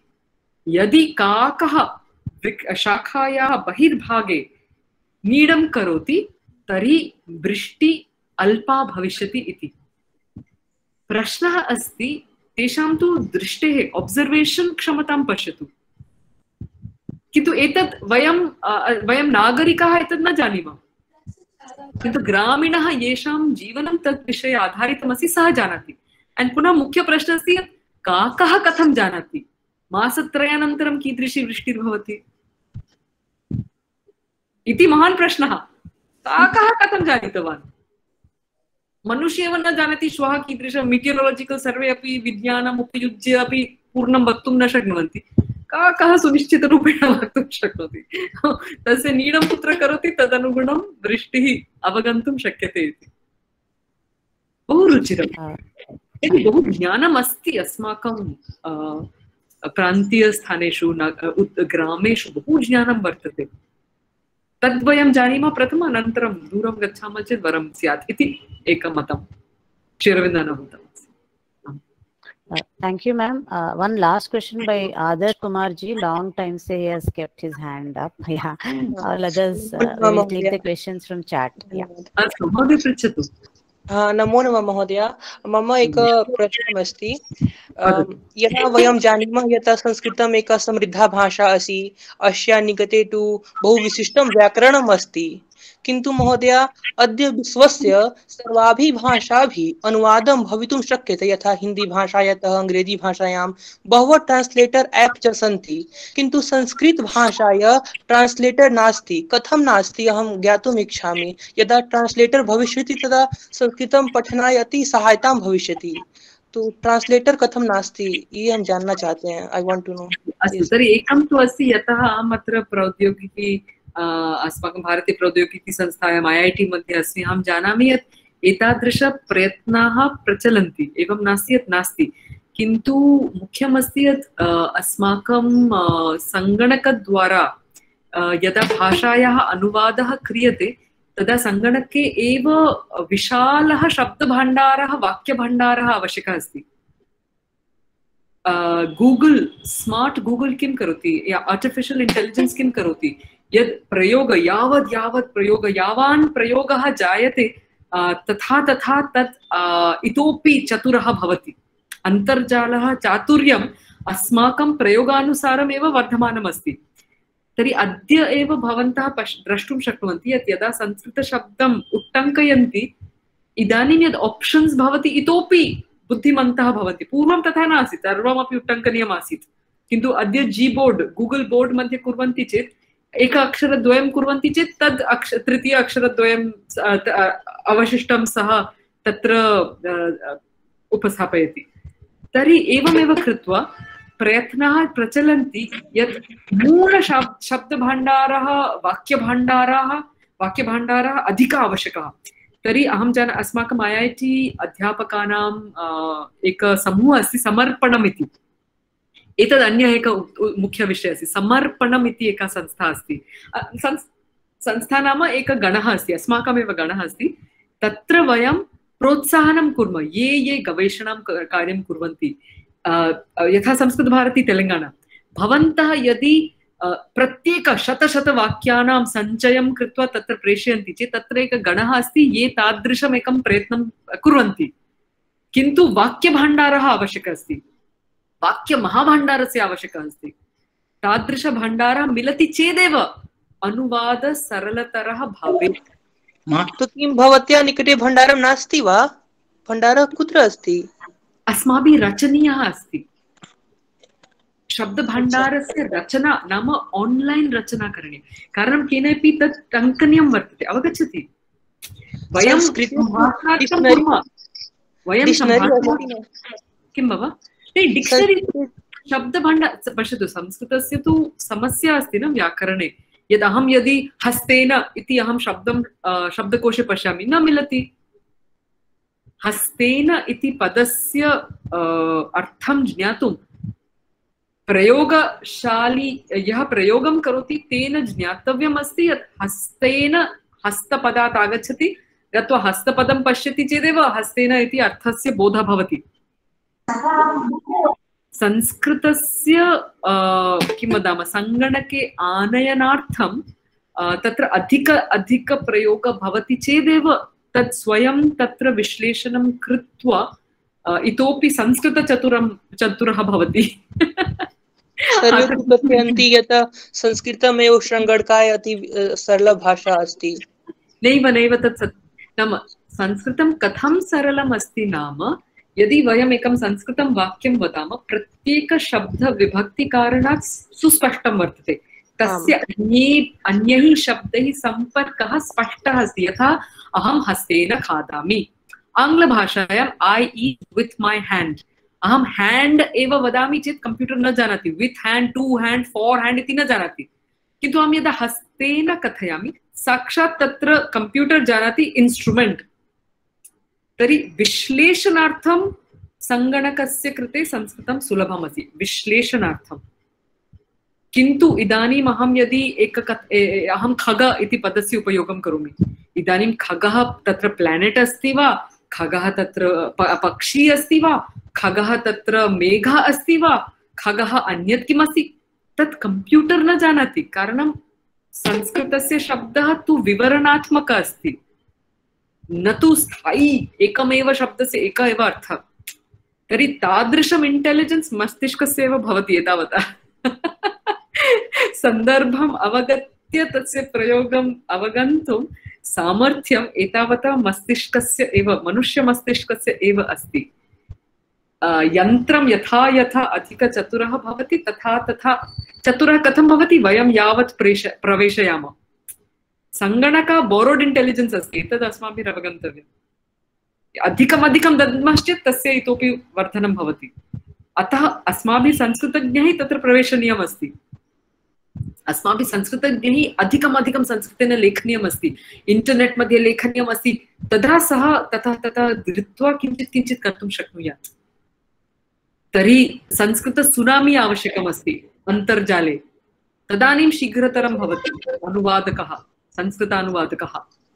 तो एक दुविधा ये समझ में आया कि इसके पास शब्दों का भंडार है, बहुत सारे शब्द हैं, और दूसरा एक ही समस्या अस्ति वा अन्य अपि समस्या अस्ति? तो एक चीज देखिए, एक तो है कि समस्या शब्द भंडार अस्ति, बट प्रयोगे शब्द भंडार नाम कंप्यूटर को समझने के लिए जो शब्द भंडार चाहिए, मतलब शब्द वाक्य भंडार चाहिए, वो कंप्यूटर के पास अभी भी पर्याप्त नहीं है। कंप्यूटर जब उपयुक्त भाषा से अपना अर्थ बना सके स्वतंत्र रूप से, वो करने के लिए संगणक को, वो कंप्यूटर को एक बहुत बड़ा लैंग्वेज बेस चाहिए। वो लैंग्वेज बेस अभी कंप्यूटर के पास नहीं है। तो अगर हम संस्कृतज्ञ वो उस तरह का लैंग्वेज बेस कर सके, तो एक सपोजिंग 1000 वाक्य हमने दिया, 1000 वाक्य में गच्छति गच्छति गोज गोज के अर्थ में हमने प्रयोग किया, फिर वहां से कंप्यूटर स्मार्टली बोलेगा ओके गोज मतलब जा रहा है, तो आई गो, फिर वहां से गोज अहम गच्छामि, वहां से लेकर वो बोल सकेगा। समझे आप? इट मीन्स कि गो मतलब गच्छति भी हो सकता है, गच्छसि गच्छामि, ये समस्या आ सकती है। हाँ राइट, समस्या। Okay, Kumar, we have run out of time, so thank you. ये तो संस्कृत की विशेषता थी, वही इसकी दुविधा बन गई। I think, can you please take the questions later and you can just ask in the chat box and then Anuradha will reply. So we would like to conclude this session. Thank you very much for your patience, Anuradha, and really all of the participants have been extremely active. धन्यवाद महोदय। धन्यवाद। Thank you for elaborating. Anuradha ma'am, I will consolidate all the questions and get back to you, and then we'll pass on the answers to everyone. Like those who are. Rinda, someone asked for the video. धन्यवाद, नमो नमः। To share the video as well. Yes, we will share. नमो नमः। नमो नमः। नमो नमः। धन्यवाद महोदय। एकं सर्वेषां गमनपूर्वम् एकं शान्तिमन्त्रम् उक्त्वा समापयामः। आरम्भे मन्त्रम् अहं मनसः कृतवती। आरम्भे सञ्जीव महोदयस्य मन्त्रद्वारा मम मन्त्र मङ्गलाचरणं कृतवती। इदानीं वयं सर्वे अपि मिलित्वा समापयामः। सर्वे भवन्तु सुखिनः इति मन्त्रम् उक्त्वा, किन्तु अत्र निमेषद्वयम् अहम् एकं व्याख्यानं कृत्वा अनन्तरं, तर्हि सर्वे भवन्तु सुखिनः, सर्वे एतत् शान्तिमन्त्रं वयं सर्वे जानीमः, किन्तु वयं यदा शान्तिमन्त्रं कथयामः वयं चिन्तयामः एतत् सर्वेषां मङ्गलाय उच्चार्यते, किन्तु मम तत्र बोधः अस्ति यत् अस्मिन् मन्त्रे बहु दायित्वं वर्तते। इत्युक्ते किं, वयं यदि वदामः सर्वे भवन्तु सुखिनः, तत्र सुख इत्युक्ते उत्तमस्थानानि, अनन्तरं वयमेवं कृत्वा उपविशामश्चेत् अस्माकं कथनस्य अधिकारः गच्छति तत्रैव। तर्हि सर्वे भवन्तु सुखिनः इति वक्तुम् अस्माकम् एक दायित्वं भवति यत् वयमेव सुखिनः भवितुं प्रयत्नं कुर्मः सर्वदा। सर्वे सन्तु निरामयाः। कोरोना काले वयं जानीमः यत् केवलं प्रार्थना अपर्याप्ता अस्ति, स्वयमेव तत्र स्वच्छता सर्वम् आरोग्याः भवितव्यः। अस्तु, तर्हि तद् आवश्यकं। सर्वे भद्राणि पश्यन्तु, सर्वे भद्रं द्रष्टुं शक्नुवन्ति केवलं यदा सर्वे अपि भद्रम् आचरन्ति। एंड भद्रम अन्यः आचरेत् इति तत्पूर्वम् अहं यदि आचरामि, मम परितः न्यूनातिन्यूनं सर्वे अपि भद्राचरणं द्रष्टुं शक्नुवन्ति। तर्हि सर्वे भद्राणि पश्यन्तु इत्युक्ते अहं प्रथमं भद्रम् आचरेयम् इति दायित्वं तत्र। पुनः अन्ते मा कश्चित् दुःखभाग् भवेत्, पुनरपि दायित्वं यत् अहं कस्मै अपि दुःखं न दद्याम्। अहमेव दुःखं ददामि चेत् मा दुःखं भाग् भवेत् इति उक्त्वा कोऽपि प्रयोजनं नास्ति। अस्तु, किमपि। अतः एतस्य मन्त्र इतः परं यदा एतस्य मन्त्रस्य उच्चारणं कुर्वन्ति पुनः प्रार्थना अस्ति यत् तत्र दायित्वपूर्णम् उच्चारणं कुर्वन्तु इति। प्रत्येकस्य प्रयत्नेन अस्माकं परिसरः इतोपि किञ्चित् भद्रः दुःखरहितः भवितुम् अर्हति इति एण्ड् स्वस्थः सुखी च। अस्तु, तर्हि मिलित्वा वयं वदामः। नृत्यं कर्तुम् इच्छन्ति किम्? अहम् एतत् नृत्यमपि कारयामि। मम अन्तिम अभिलाषमपि पूरयन्तु। एतावत् कालम् उपविश्य भवन्तः मम वचनं श्रुतवन्तः, तर्हि अन्तिम मम अभिलाषामपि पूरयन्तु। एतं मन्त्रं वयम् एक हस्तचालनेन नृत्यद्वारा वयं कथयामः। अस्तु, तर्हि सर्वे भवन्तु सुखिनः। यदा सुखं करोति एवं न करणीयं। सुखस्य सुखाकाशम् अनुभवितव्यं। सर्वे सन्तु निरामयाः, रोगनिष्कासयन्तु, सर्वे भद्राणि पश्यन्तु, मा कश्चित् दुःखभाग् भवेत्। स्मयनेन समापनीयम्। अस्तु, तर्हि मिलित्वा इदानीम् उक्त्वा नृत्यं कथयामः। वेरी गुड इंस्पिरेशन। इदानीं वयम् उक्त्वा बहुत बढ़िया है, बहुत बढ़िया है। श्लोक का अर्थ सब बढ़िया से दे दिया आप। Very inspiration this program. You start reciting, then we'll all follow. Satyam. But yes. I have two times meditation in Auroville Meditation Center, Pondicherry. Before 19 years back, not now. Oh, very good. Very good book in Aurobindo. Paschatya Siddhi. So we will, if you don't mind, इदानीं समापयामः। कारणं घण्टाद्वयम् अभवत्। भवन्तः अत्र सर्वे सन्ति, बुभुक्षिताः अपि सन्ति। मन्त्रेण उदरपूर्णं न भविष्यति, न तु संस्कृतेनापि। उदरपूर्णं भोजनेन। अस्तु, तर्हि वयम् अहम् आरम्भं करोमि। नृत्येन सह कुर्मः। अस्तु,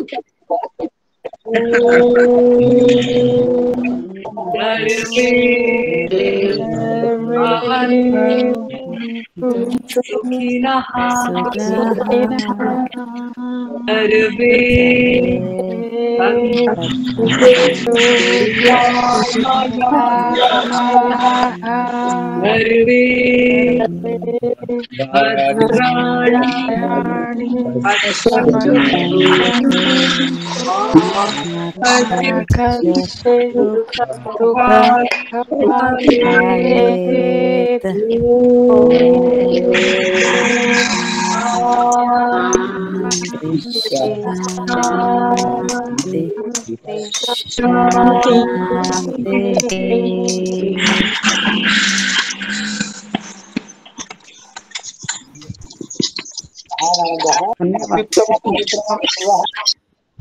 महान आनंद। धन्यवादः। भविष्ये अपि सदा भविष्यति।